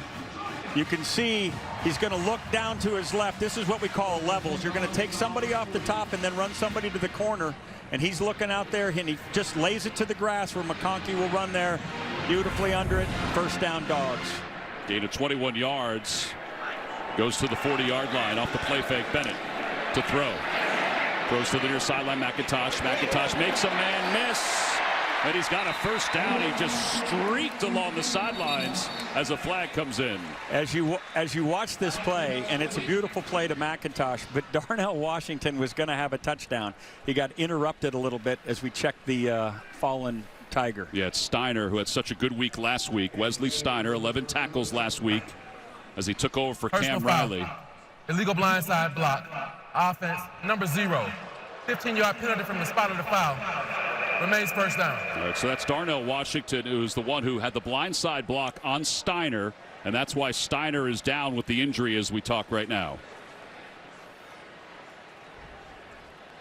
Washington was open on the route. He must have peeled back and made this hit. 14-3 Georgia on top. We'll take a break and be back right after this. Home Depot SEC on CBS is sponsored by Mercedes-Benz, Voya, Taco Bell, and by Progressive. Deep South's oldest rivalry has Georgia on top 14-3. Here's the blindside block that was called for the penalty just a few moments ago. And Steiner, by the way, got up and was walking off the fields. Yeah, he peels back after not getting the pass, and it wasn't a dirty play. He's just trying to, but when you're 6'7" and 280 pounds, that lick is more aggressive than most. You know, we met with Georgia yesterday, and I saw him in the distance, and he is massive as an individual, Washington. And there's Steiner being looked at a little bit more. So first down for the 43-yard line. First and 13. McConkey in motion. They pitch it to him. McConkey. This is a pass play, and he's going to get a first down. And they do this so well here at Georgia. This is fascinating. You're going to see McConkey, and he just flips it to him, and that, as you just said, Tom, is a pass. You can see people out there. It's just a glorified sweep, but touches are the key as they go tempo here. At Bennett. Throws to the middle of the field, incomplete. He led his receiver a little bit too much. You know, you expect this with a Power 5 team like Georgia, but they really spread it around to their receivers. They absolutely do, and in talking to Todd Monken, they, you know, trying to keep everybody happy. Right. In a world where everybody can transfer and everybody's got an inner circle of people telling them, hey, you're not getting the ball. Remember, Jermaine Burton left for Alabama in the hopes he was going to get the ball more. They're trying to spread it out and get everybody involved. Second down at 10. Ferris Jackson stretches out to the slot. So does Rosemy Jackson. Bennett to throw again. Nope, he's going to run it. This is what he does well also. And he falls forward inside the 20. They'll mark him right at the 20-yard line. This is that experience that we're talking about. A guy playing in his 5th year. He's looking down the field. He's going to fall his back. But now, most importantly, he's going to protect himself. Get down. Don't take the hit. Gets it off to McIntosh. He's slowed in the backfield, but keeps his feet moving. And he's going to get down inside the 15-yard line to the 13, maybe more. It is down to the 10. Nothing fires up this Georgia crowd more than mall ball. This is absolutely beautiful. These Georgia backs, they got great vision. You're going to see him moving the hole. Now he's downfield, and watch this offensive line participate in just what is just a tug of war. We are not going down. Let us keep moving this pile, and the crowd responds. It's so funny. Ratledge was the one who kind of plowed him forward, and then he released him for the extra 2 yards. Empty formation. 2 receivers left, 2 right. And Bennett hands it off, little sweep to Edwards. Edwards going to his left inside the 5, and he's knocked out of bounds close to the 1-yard line. You know what you love to see is wide receivers blocking down the field. We just said they had to get balls so that their inner circle wouldn't ask them to transfer. But when they're willing to do it, Rosemy St. Jack is doing out there and make plays down the field to help the running game. Everybody feels good. I think we got away with a hold here. Rosemy St. Jack. Potentially. Did his hands get out of the frame? But see how he kept him in? He's just pushing. You didn't see the jersey pull away, which is the telltale sign for the official. Edwards to the end zone, and he's in, walking in. What a great answer drive by the Dogs. Turnover on that opening drive. Say, hey, let's get together with the defending national champs! Exclamation point. Well, they said they wanted to get better in the red zone. 3 red zone trips, 3 touchdowns. And all moving the ball with the ground game. Mall ball. 20-3. Edwards now 9 carries, 59 yards. Scored the game winner last week against Missouri. The point after is good. 21-3 with 7:07 to play here in the 3rd quarter. Yeah, the offensive linemen love it when their running backs get in. And Bennett loves how he manages the drive. 21-3. Georgia's on top of Auburn with 7:07 to play here in the third quarter. So 24 points so far. Let's test your knowledge with today's Aflac trivia question. What year was the highest scoring game in Auburn, Georgia history? Kind of gave it away a little bit before. We had some notes that we had popped up about. Yeah, I was going to say, I feel like I know this. Well, we're helping you a little bit. We're actually seeing how your recall is. And I actually feel like it's also the answer to another trivia question. I think you're right about that.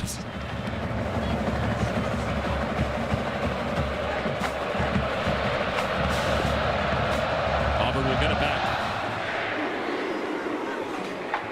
Hunter will let it go over his head and out of the back of the end zone.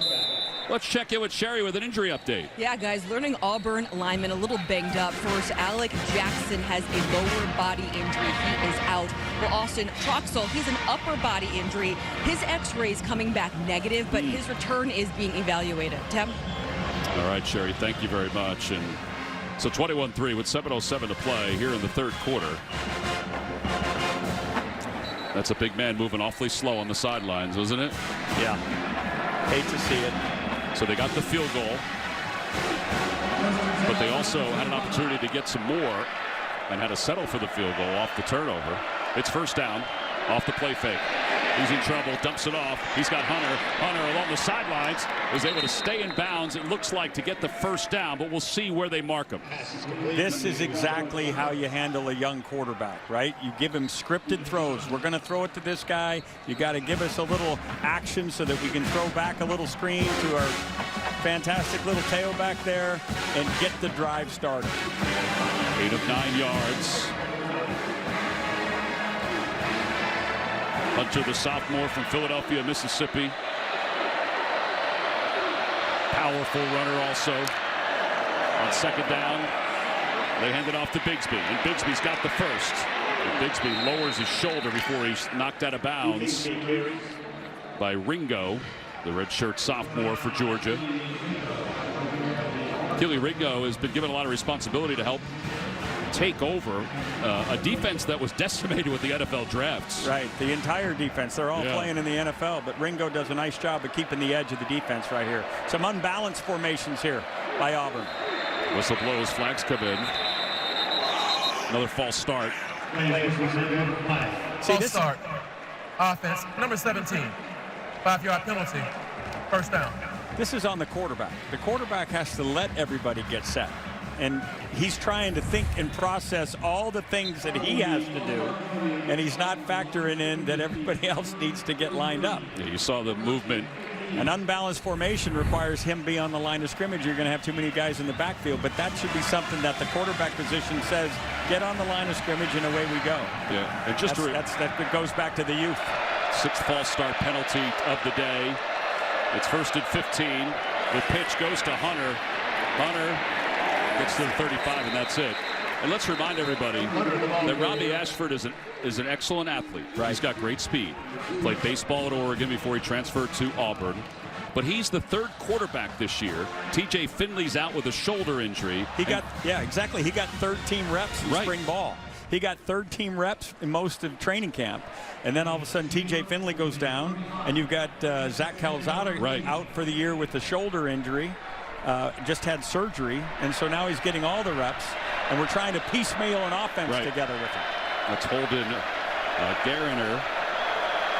Here's the backup. Second down. Ashford pressures coming. He breaks away. Throws it up for grabs, incomplete. Warren Brinson was the one trying to track him down.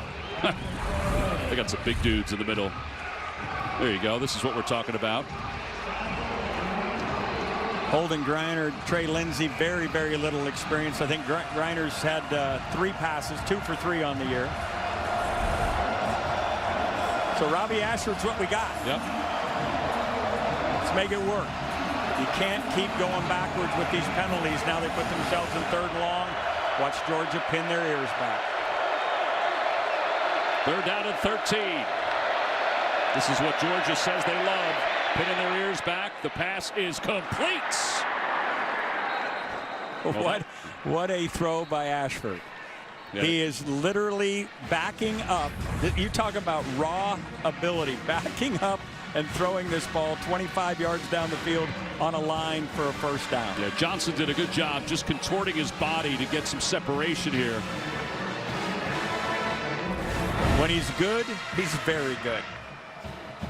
It's a gain of 20 yards. It's a first down inside Georgia territory. Bigsby is back in the backfields. Coy Moore, the sophomore, in motion. They're tight to the line of scrimmage. Off the play fake. Ashford lofts it. Far side of the field. He overthrows Coy Moore. That ball almost looked like it slipped out of his hand. He had his man. He a little bit overthrowing him, but he also, this receiver was looking right into the sun. That's the one patch of the field that's still looking back into the sunshine. You can see him. He's right here. And he can't see the ball. This is almost the exact same route that Darnell Washington ran from the other side, where he had the peel back that ended up being the personal foul against him. 7th play of the drive. They give it to Bigsby over the block of his left tackle. There's not much there. He got maybe 2. It'll be 3rd down and long.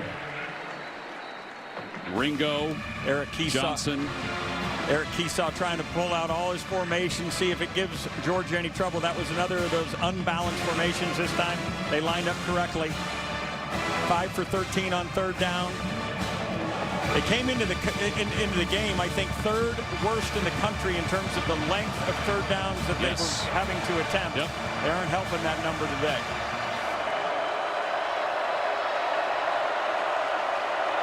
Third down and 8, pistol formation.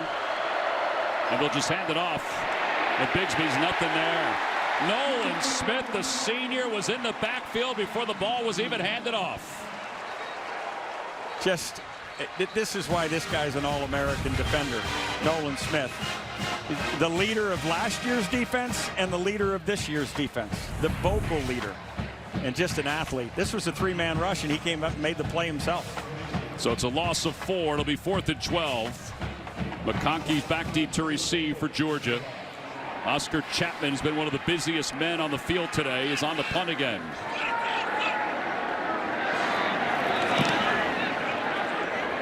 McConkey will let it go over his head. And it's going to go into the end zone. Takes a Georgia bounce. And things are bouncing the Bulldogs' way here this afternoon. On top, 21-3. 21-3. Jimmy's getting the best shots of Uga today. We got the GoPro.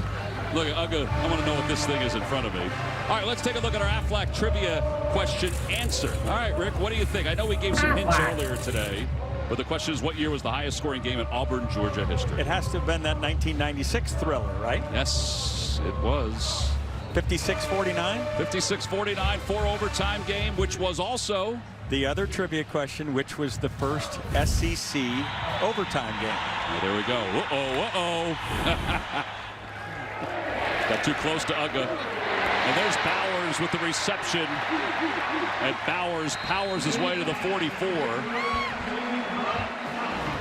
That's his first reception of the day. He got a little misdirection. He's going to come over there. And what you want to do is throttle. Ends up throwing it behind him. And this guy has the athletic ability to turn and still make the catch. They give it to Robinson. Not much there. Robinson is sandwiched. After a gain of 1, Wesley Steiner, who's back in. He had that shoulder injury on the last series. He's there to lead the charge for Auburn. Steiner had a great week last week against Missouri. We mentioned Cam Riley was out with the injury, so Steiner had to step up. He was double digits in tackles.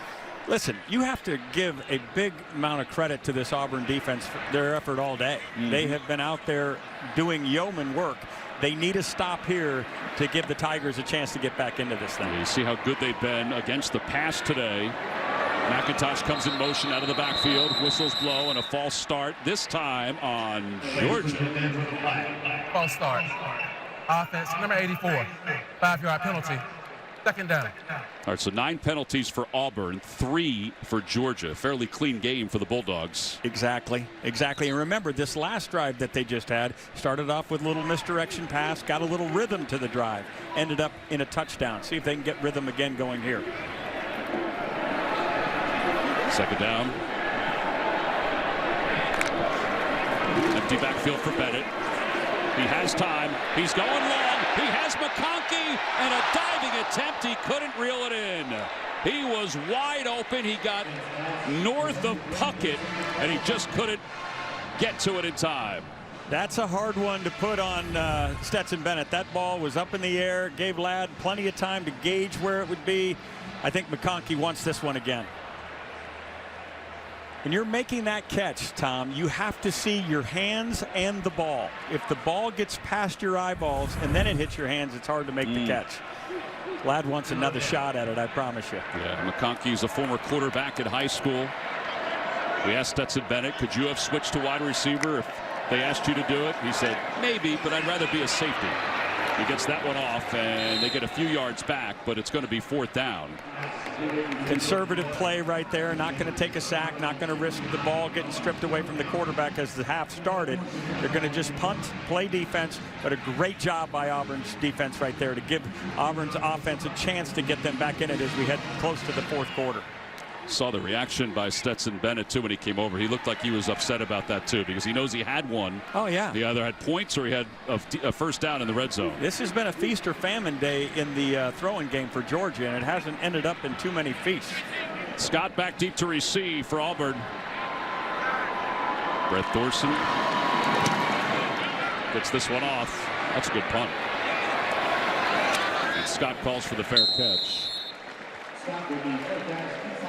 Invesco brings you today's Scholar Athletes. So it's Tyler Fromm from Auburn. Yeah, flight management. And then Cedric Van Pran from Georgia, the center. He's an art major. Invesco is proud to support student athletes on and off the field with a donation of $1,000 to both Auburn and Georgia's general scholarship funds. As an old coach, you love those guys. You don't have to worry about if they go to class. You guys go make sure you're doing what you need to do. And congratulations, those guys. Yeah, really. All right, so 1st and 10 from the 8-yard line of Auburn. 30 seconds left in the 3rd quarter. Ashford doing a little dancing. Better be careful. He's going to the far side of the field, and it is intercepted. Starks went up in the air. The freshman came down with the football. Fabulous play by Malachi Starks. Talked to Chris Smith yesterday about, hey, how you helping that freshman in the back end? He says he doesn't need much help. Everything comes pretty natural to him. This is just a great athletic play on the ball. You can see him chasing. Now he turns around, gets his hands up. Ooh, we might have to look at that. That thing kind of twisted a little on the ground. It did. Let's take another look. Certainly looks like he's got it. But see, can't tell from that angle. It was moving as he was coming down. They are going to take a look at it. You know what that means? What's that? Gene. That's right. Gene, the review machine. All right, Gene, what do you got on that one, buddy? I've got an incomplete pass, guys. He's got to survive the ground there because he doesn't have enough. He's not on his feet in time to make a football move. So as he's falling, it's loose, the bounce, and then he really has never possessed it. And I think when it hits the ground there, it makes it incomplete. You know, looking at that last highlight, that last replay, Gene, I think you're right on with that. Right here, it's still loose in his hand, and it comes out. Yeah. Robbie Ashford going to get another shot. Yeah, he is. Interesting. You know, listen, you're down 21-3. You're backed up. Why not take a vertical? But again, we go back to this inexperience of your quarterback, and you have to throw these balls on time. Otherwise, the DBs. The defender did not have control of the pass before it hit the ground. It's an incomplete pass. He's 2nd down. The DBs are as likely to catch it as your guys. Right. It's basically 3 flies up. Malachi Starks is an outstanding young freshman DB, though. He's already got 2 picks on the season. Almost had number 3 right there. We saw a number of these guys head to the pro level after last year. He'll be headed that direction sooner than later. I have to say, though, film room-wise, Glenn Schumann, the defense coordinator, is going to like the way he attacked the ball defensively. Exactly right. Exactly right. 2nd and 10. So Auburn will get it back. Ashford, another chance. Georgia showing blitz. Now they pull back. Uh-oh, he's in trouble. He's just going to throw it up for grabs again, out of bounds. If we watch Ashford here, and they're trying to say that he wasn't trying to hit anybody, and that would be his intentional grounding in the end zone would have been a safety. You see his eyes come down there? That's what you can't do as a quarterback. You cannot look down and see the rush, because now you have no idea what's going on down the field. You lose complete sight of everything, and when you find somebody, you have no idea what sort of defensive pressure or danger lurks. And by the way, that ball went out of bounds. Yes. And it went into the garbage can on the sidelines. He would have won a stuffed animal. Instead, he's got a third down. All right.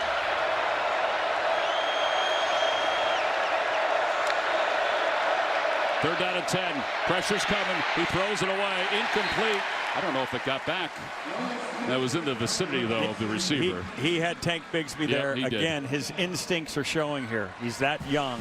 He's wanting to bail for a sideline. His eyes are coming down. Young guy growing up right before our eyes, guys. Yeah, Bear Alexander was in on the pressure. There was Smith coming as well.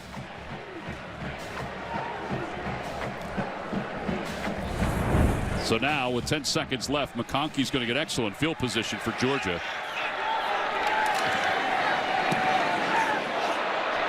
That's a weird punt. He punts it away from him and takes an Auburn bounce and then a roll. Rugby style. Yeah, it turned out to be a thing of beauty.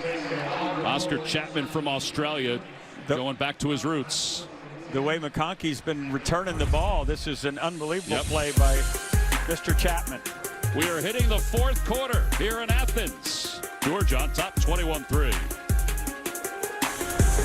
Meet Zach. His work-life balance. That he doesn't even bring up the rankings. His team moved from number 1 to number 2 after last week's tough win against Missouri. He said, I know that they realize what's going on. They all have social media, but I don't bring it up, because if I bring it up, then it becomes important. His team has 1st and 10 from the 36-yard line. Bennett, keep it himself, runs it right up the middle. Bennett inside Auburn territory. Bennett inside 25. He may be able to go inside the 5. Touchdown, Georgia. Oh, my. Rags to riches indeed.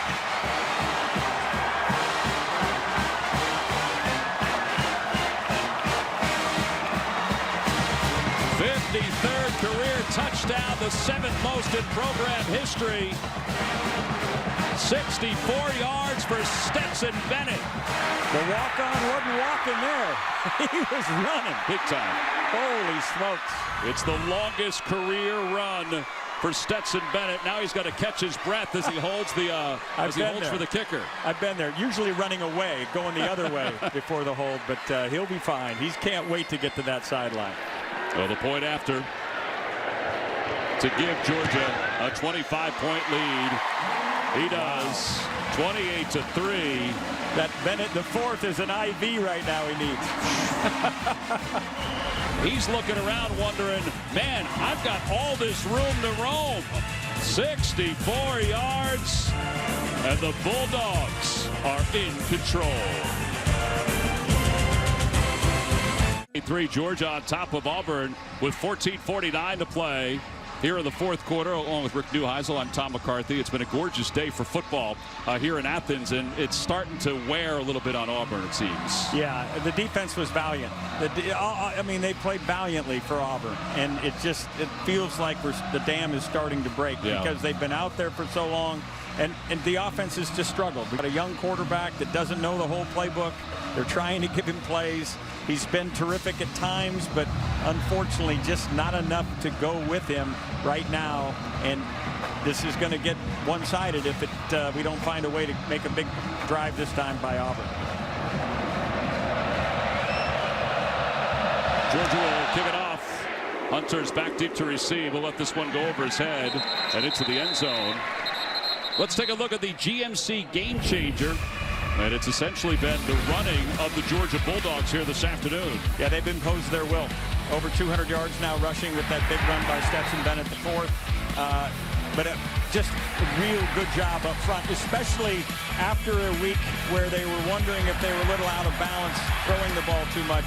they have gone back to their old ways and proven they can do it just as effectively.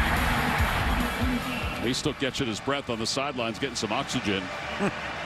Ashford will lead this team back onto the field, down 28-3. You see the rushing yards today for Georgia, 209. That'll bring their rankings to a better spot. Little screen to Shanker, and Shanker is snuffed out almost immediately by Jamon Dumas-Johnson. It's the same screen we saw earlier in the game when they threw it back to Jarquez Hunter. This time they use Shanker as the receiver. All the same stuff for the offensive line. It's my old coach Homer Smith used to say, Huey, Dewey, and Louie out in front. A kick out, a lead, and a seal. But you see the last 10 attempts. I miss old Homer. He used to do it with the Donald Duck voice and to talk about it. Imagine if he had the headset on while doing it. Ashford throwing it long. He overthrows Coy Moore. Incomplete. These are growing pains. Got a young quarterback being forced into a situation where he's being asked to play the #2 team in the country. He's trying to do it. Everything the coaches are saying is all coming really fast for him. And the ball can get away. Third downs, they're 5 of 15, but I think the number to look at is average yards to go, 8.5. They're facing a 3rd and 10 here. Luke Deal in motion. He throws on the run. He zips it out of bounds off the hands of Moore, who was on the sidelines. It's incomplete. It'll be 4th down. Bullard in on the coverage. Boy, that was fast. That's less than a minute, and he's turning the ball over. When we talked about the anatomy of an upset, we talked about shortening the game. And when you get behind, obviously it's difficult to do that. You have to throw. Incomplete passes stop the clock, and now you can see that this can get away. McConkey back deep to receive this punt. Oscar Chapman.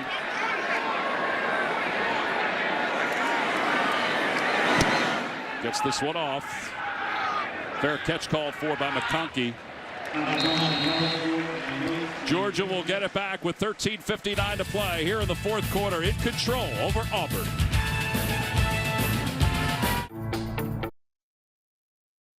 The Home Depot SEC on CBS is sponsored by Smile Direct Club, Sonic, Goodyear, and by the Home Depot.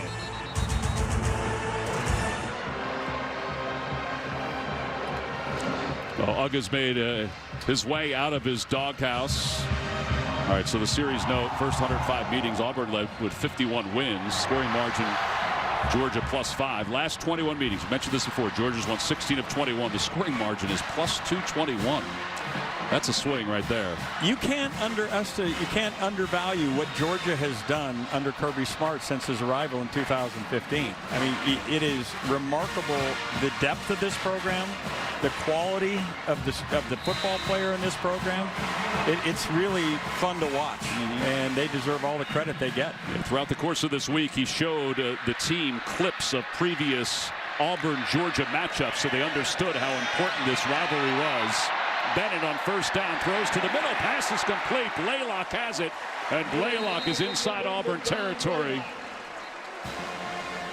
This is absolutely, now we just saw poor Robbie Ashford looking at the rush. You can see a guy who's experienced, and Stetson Bennett, he can sit in there, he can climb, he keeps his eyes down the field and finds Dominic Blaylock. Great to see him back playing as well. Big time. Gain of 24 yards, so first down. 13:30 to play here in the 4th quarter. Plenty of time on the play clock.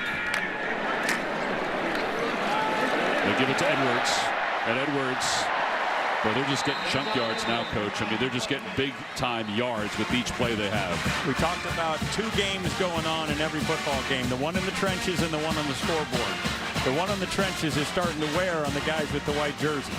They've been out there a long time. They haven't gotten a lot of support from the other side of the ball, and you can just feel this is starting to push in their direction. Just like you feel the rope in a tug-of-war start pulling. Yep. That's what's happening here. Washington in motion, the tight end. The pitch goes to Edwards, and Edwards trying to find a block. Not much is there. He still was able to get a couple yards. 12:48 to play. Marquise Burks knocks him out of bounds. Keep the edge. I love this competitive nature of this Auburn defense. Came into this game giving up less than 30% in the last 2 weeks and third down, fighting every tooth and nail, and talking to those guys over the weekend when we get a chance to have conversations. They got a lot of pride. A lot of pride. Oscar Delp is in at tight end. They hand it off to Robinson, and Robinson is met in the backfield. And nothing doing. Take it down. No give up in these Tigers now. No give up in these Tigers. That was Cam Riley who came in to make the tackle. But there was pressure put in by Jason Jones. This has been a tough run for Brian Harsin, the head coach of Auburn. He said, you know, a couple of the keys, he said, I have to make sure I take care of the players. I got to take care of my family. That's the biggest thing. He said, we try to control the controllables with all the pressure that's been on him and his coaching staff. And he still feels like they're building something. Yeah, he does. Third down and 9.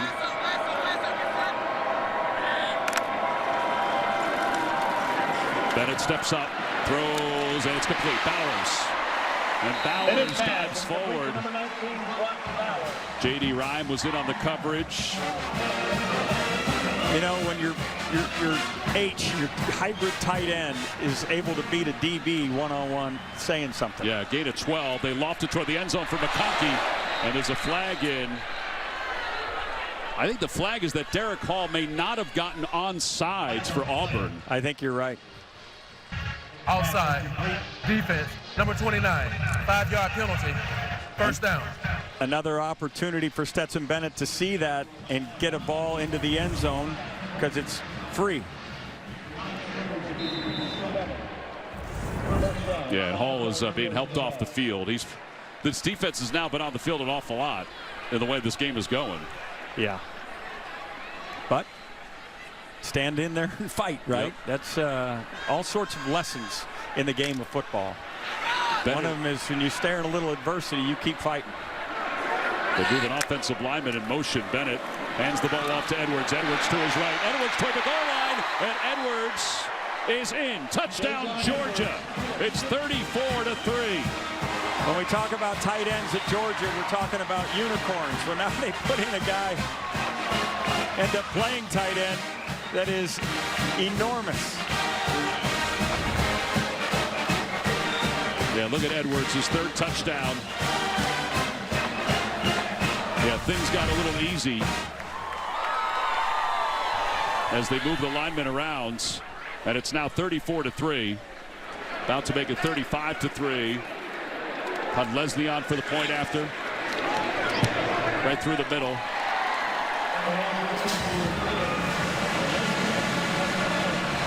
Edwards came in with 1 touchdown today.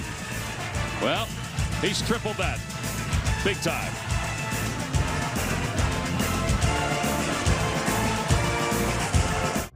Buying a home? Over the hedges and between the hedges, Georgia has a 35-3 lead. Watch how they added an extra big man on this offensive line. Yeah, we call this tackle over. This is your tight end, Brock Bowers. They have taken the left tackle, Broderick Jones, and moved him all the way over here. He's loving this tight end. He wanted to go in motion. You can see now what happens. He's a little late getting off the ball. Oh, it's time to go. The formation got the better of Auburn. Touchdown, Georgia. So 35-3 with 11:10 to play. And now Georgia will kick it off. Jared Zirkle's kicking it off. And the ball goes through the back of the end zone. Well, it's time now for our hometown connection presented by T-Mobile. Sherry? Hey guys, Auburn defensive lineman Marcus Bragg is our T-Mobile hometown hero. Now, one of the more recent memorable plays in this Georgia-Auburn series is the prayer at Jordan-Hare in 2013. Ricardo Lewis famously got that ball, and he inspired his cousin, who is Marcus Bragg. He's the reason he chose to play football. So when Bragg transferred, he immediately had a chance to jump on Auburn, and he said because of Ricardo, when he joined Auburn, it already felt like home. It's pretty cool. Look at the two of them together. Yeah, the tie that binds. On first down, they give it to Hunter. Not much is there, and Hunter is stopped. That's Bullard. Unfortunately for Auburn, this game has kind of been decided, so don't be surprised if Brian Harsin, Eric Keesaw, and company decide to go back to let's get better for next week. Right. Let's go back to our offense. Let's not put our young quarterback in harm's way by throwing every down. Let's get back in balance and see if we can't get better in an effort to prepare for the rest of the season. So that means he may even throw a little bit and short passes, things like that? It'll be a balanced attack just like the game had started.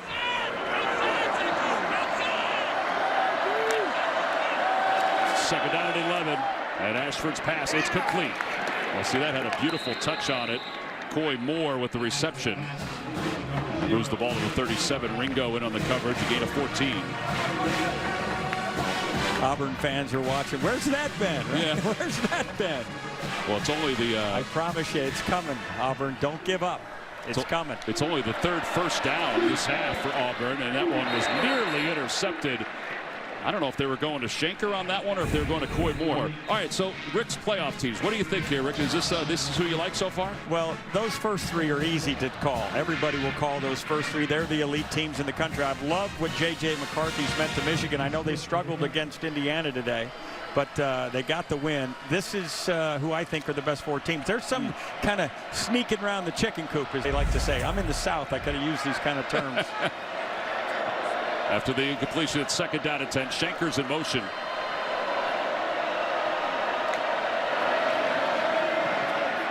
Pass is complete to Hunter out of the backfield, and Hunter has a first down. Breaks a tackle and two into the open field inside the 20, the 10, the 5. Touchdown, Auburn. What I love about college football is there is no quit.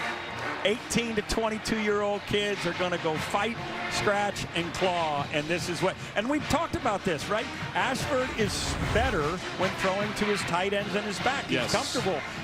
When you look at the targets and the amount of completions, everywhere else it's been abysmal.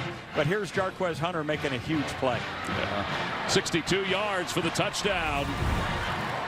And it's 35-9. Longest career pass for Ashford and reception for Hunter. The chip shot by Carlson is good. 35-10 with 9:51 to play here in the fourth quarter. Well, still some life in the legs of the Auburn Tigers. Pretty good speed after breaking a few tackles.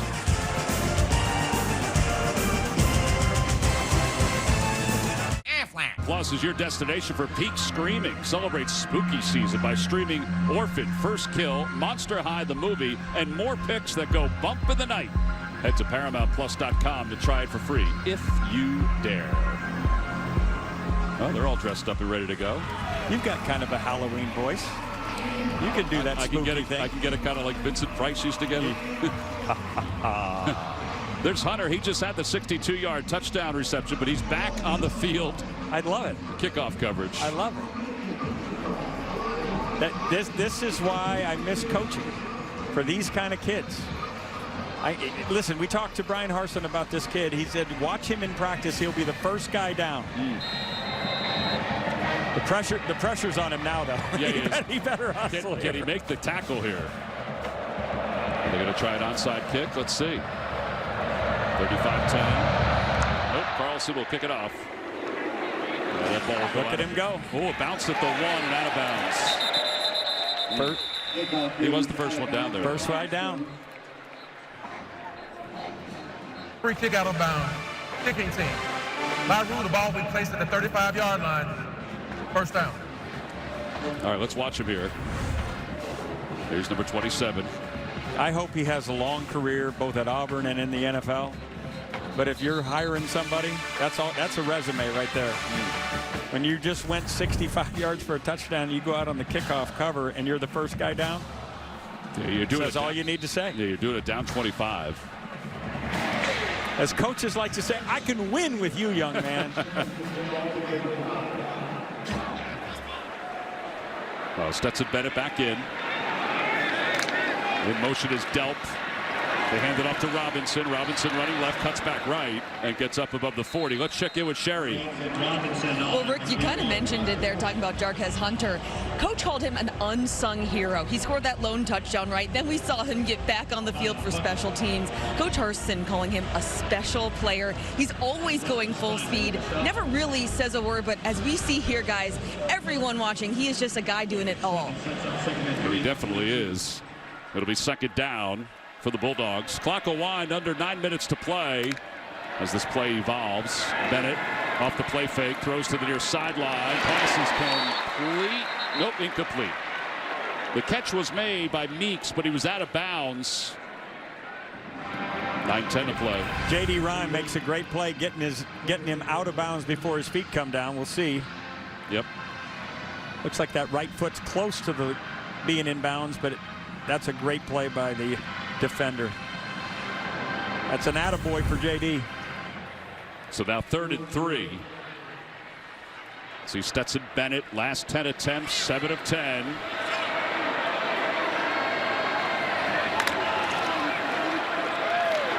On 3rd down, Delp is with the reception for a first down. Oscar Delp getting a little time here with the score being what it is. And you look out there, if you put a 19 on him, he'd look the same, wouldn't Absolutely. Number 1 recruit, they say. Oh, my goodness. How about the rich getting richer? They didn't have to go too far for him. They got him here in the state of Georgia. They didn't have to go to Las Vegas or to Napa. First down for the 48. He's in motion. Quick toss near side. It's complete to Meeks. Papo with the tackle. All right, so we look at number 1 Alabama. They'll play Texas A&M later on tonight on CBS against number 2 Georgia.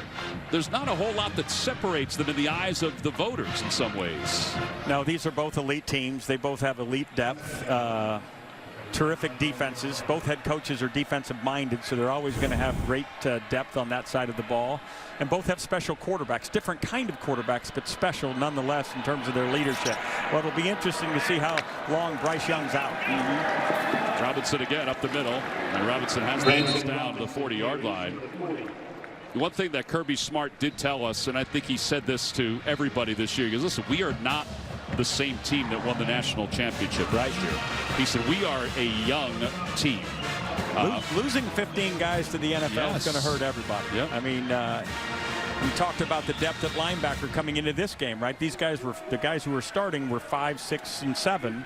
Now he's down to 8, 9, 10 who have to play in big roles. So, but they grow them fast here in Athens. Edwards in the backfield. Bennett rolls the pocket, dumps it off to Edwards. Edwards breaks 1 tackle. And gets a yard or so. Don't forget, later in the game, it's the play of the game, presented by Jersey Mike's Subs. It's near and dear to your heart, isn't it? It is. The original Jersey Mike's was not too far from where I grew up in Brick, New Jersey. I remember when they began franchising. They moved one about 5 miles away from the original one. I saw tears in your eyes when you started talking about that breakfast sandwich. That's childhood back then. They used to have the greatest breakfast sandwiches to go along with the greatest sandwiches overall. The pass is complete to the outside. Okay, here's another perfect example of an experienced quarterback. This is what we call a corner fire. You're going to see the guy coming off the edge, and then he just pulls the ball out, throws it to the receiver, who does what we call a now, goes to where the vacated place is and steal the 10 yards. It's the freshman Dylan Bell. How big are these minutes for guys like Dylan Bell and Delp and people like that? Well, this is, everybody comes out of the locker room meeting somebody. And when you come out of the locker room and have 2 catches, and everybody's talking about watching you play, it's a blast for everybody involved. And there Delp again, and Delp is spun inside the 25. And that's why they're throwing the ball here. This is not to rub it in the noses of Auburn. They're trying to get touches for all these high caliber recruits that have inner circles that are saying, hey, you could get the ball more here, you could get the ball more there. They want to get these guys some chances so they've got a little, puffed up chest when they leave the locker room today and feel good about being a Georgia Bulldog. Godey is in for the first time for Georgia. He's number 88. You see him lined up on the left side.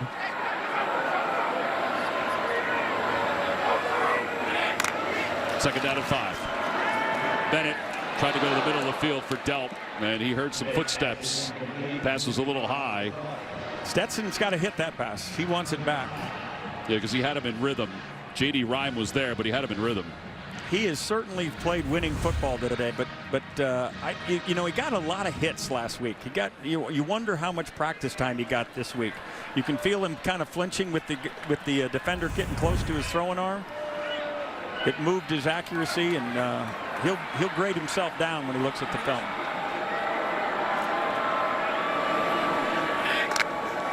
Pressure's coming on third down. He'll step up, dumps it off underneath Edwards, and Edwards bounces inside the 10, the 5, toward the goal line. He's in. There is a flag down, however. It looks like holding. We'll wait and see. It's a shame, too, because that was a pretty nice catch and run by Edwards. It's what we call an angle route. We'll wait and see. Holding. Offense, number 50. 10-yard penalty from the previous spot. Third down. So Warren Erickson is the right guard called for that penalty. You can see him right here.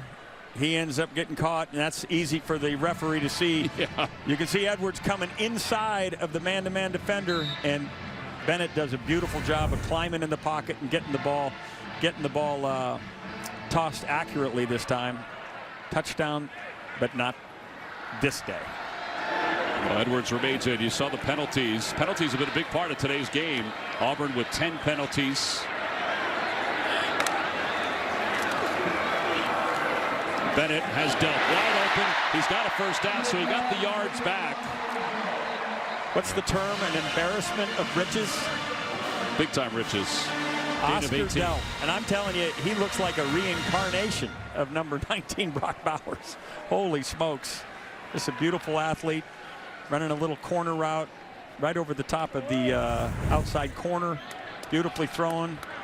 First down, Bulldogs. All right, so they're back in the red zone. Look, they're 4 for 4 today. You know, they were 7 for 7 against Oregon, but other than that, they all of those really pounding the ball, too. Yeah. They shoveled it off to Robinson, and Robinson along the sidelines powers his way to the goal line. He's in. Touchdown, Georgia. More Maul ball. 15 yards. 5 for 5 inside the red zone. It's 41-10 Georgia.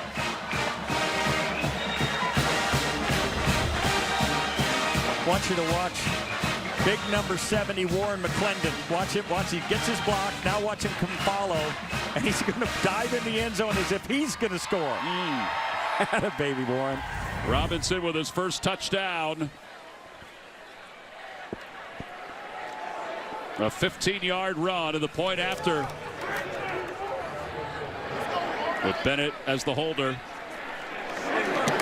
It makes it 42-10. Georgia on top. They've exploded in the second half. They've handed the ball off left. They've handed the ball off right. And they've powered their way into the end zone. Research. 28 second half points for the Georgia Bulldogs. In some ways for the Auburn fans, yeah, it is a little tiring to watch. But it's been an impressive day on the ground, particularly in the second half. Kickoff by the Bulldogs will go over the head of the return man and out of the back of the end zone. Coming up next, we'll wrap things up here with college football postgame show presented by Rocket Mortgage and get you caught up on the rest of the action from around the country on State Farm College Football today, leading into our SEC on CBS Primetime Showdown in Tuscaloosa between Texas A&M and number 1 Alabama. That's all coming up tonight on CBS. We mentioned that Calzada was supposed to be the starter for this Auburn team. He had an impressive game last year against Alabama. And people forget, before this game, that he was, I think, at one point 16 of 17 in. Yeah. They had lost the weeks previous, 20-10 to Arkansas and 26-22 to Mississippi State.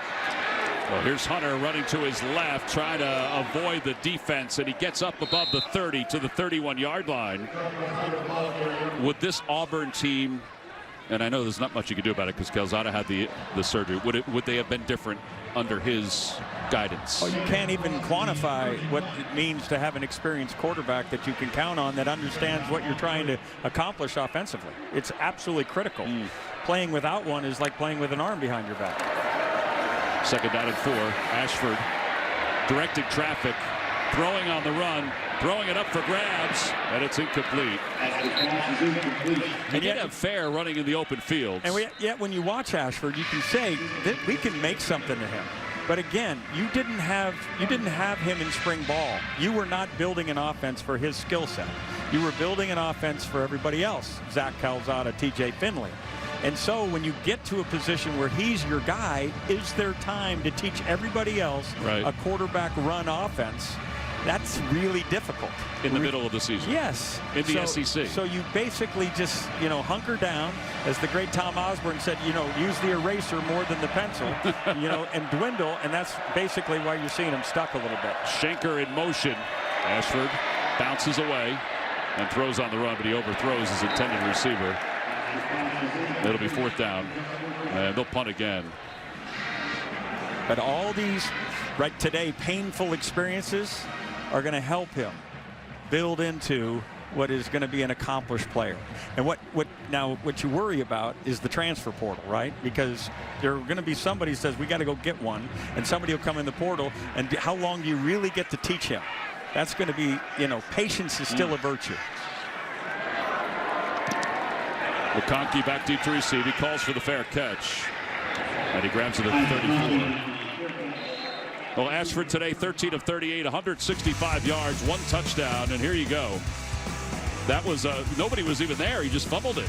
Yeah. Frustrated. One of those things you just can't, you got to learn from. Struggling with the little stuff, right? Struggling with the little stuff because there's so much going on in his head. So much going on, and that's even with eliminating. I know for a fact that Eric Keesaw is trying to get, just some basics done. And when he's doing basics, right? We said at halftime, when he's throwing to his tight end and his backs, he's right there. But it's so much going on, and he keeps seeing the rush, and this is a ferocious rush being offered by Georgia. You start bailing for the sidelines, and there's no help. Carson Beck is in instead of Stetson Bennett. With Georgia on top, 42-10. He hands it off to Robinson, and Robinson gets a few yards up to the 36. By the way, Carson Beck coming into this game, another 5-star, right, for Georgia. Yes. 15 of 19. Yep. 15 of 19 thus far on the year. We got an injured Tiger down on the field. It's Marcus Bragg who's taken a knee. Well, that's a tough one. Bragg is so good. All right, so we'll take a break. We'll step aside. 3:35 to play, 4th quarter. Well, they haven't had to use Bowers that much today. 2 catches, 6 targets, 36 yards. Stetson Bennett has used his legs well. He's also 22 of 32 for 208 yards. He has handed things off to Carson Beck, the redshirt sophomore.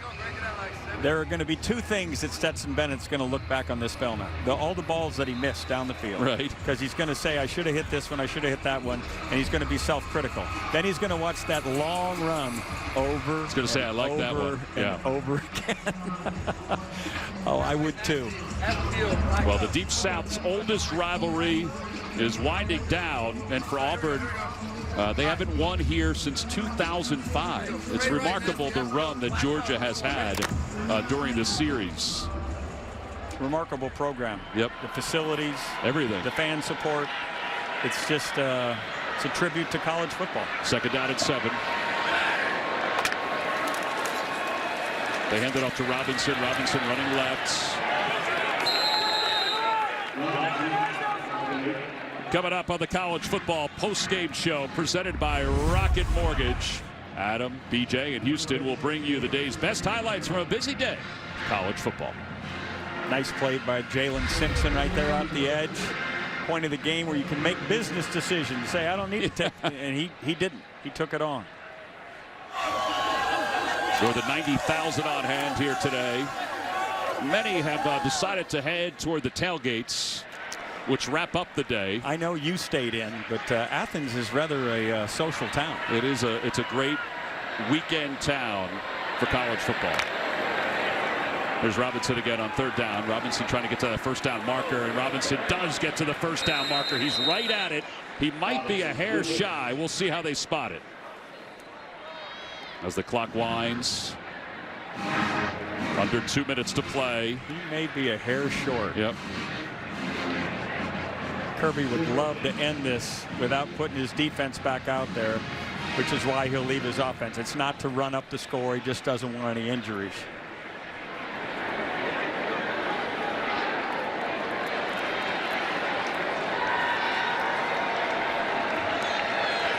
.265 yards on the ground for Georgia.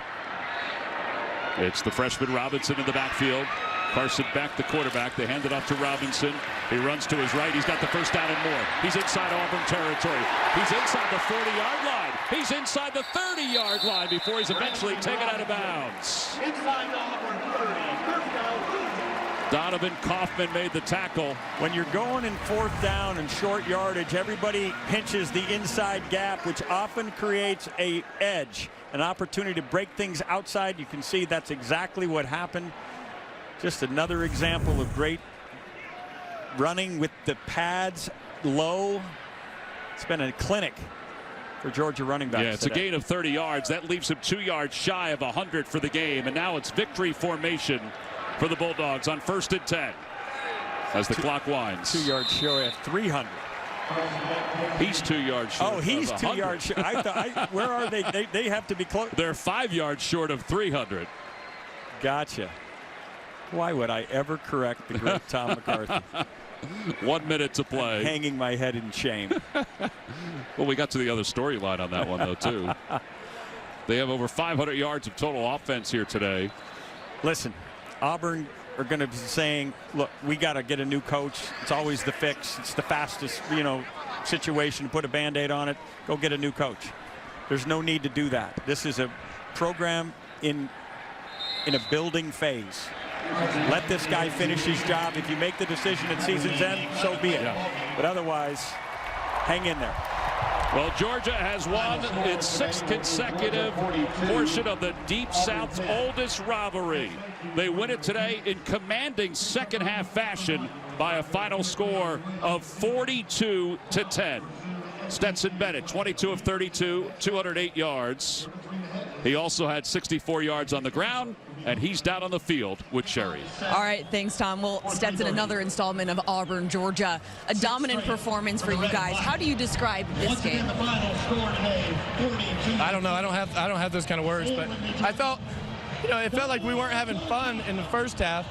And then once we started having fun and just playing football, not worried about stuff and just going and executing, we started scoring more points, especially on offense. You told us that your first start against Auburn 2 years ago, you were nervous, out there looking confident. Do you feel like there was any of those nerves coming into this one? No, I don't think so. I don't know what it is. I think we got to talk and just figure out, we got to get our moxie back a little bit. But we'll figure that out this week. Okay, looking ahead, you guys win another SEC game. How does this propel you to what you guys have for your goals this year? Yeah, it's Auburn, Georgia, right? 1896, it's historic, Always love playing these guys. Happy for the win. We're going to celebrate it. And then tomorrow on to Vandy. All right, congratulations, Stetson. Thank you. Guys? All right, Sherry, thank you very much. We appreciate it. Georgia wins it comfortably. 42-10. We'll be back with more from Athens right after this. And Georgia has defeated Auburn to move to 6-0 and 3-0 in the SEC. Auburn, meanwhile, falls to 3-3 and 1-2. Stetson Bennett had an amazing day today, and it's time for the play of the game presented by Jersey Mike Subs. All right, so this is the first play. Look at him running. Boom. Taken off. Blast. And Scott Howard with the call on the Georgia radio network. Pressure from the edges. Bennett's going to take it and run it. Stetson 40, 45-50, 45-40, 35-30. Angles to the left, 20, 10. Does he have it? Yeah! Touchdown, Stetson Bennett! Well, Stetson Bennett, he said we have some things to work on. We have some things to discuss, but we're going to enjoy this one. They should enjoy this one. Bennett finishes with 208 yards in the air and 64 yards on the ground. For Rick Neuheisel, Sherry Burris, Gene Steratore, and our entire CBS crew here in Athens, this is Tom McCarthy saying so long from Athens, Georgia. 42-10, the final score.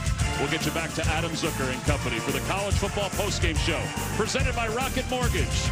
right after these messages. Have a great night, everybody.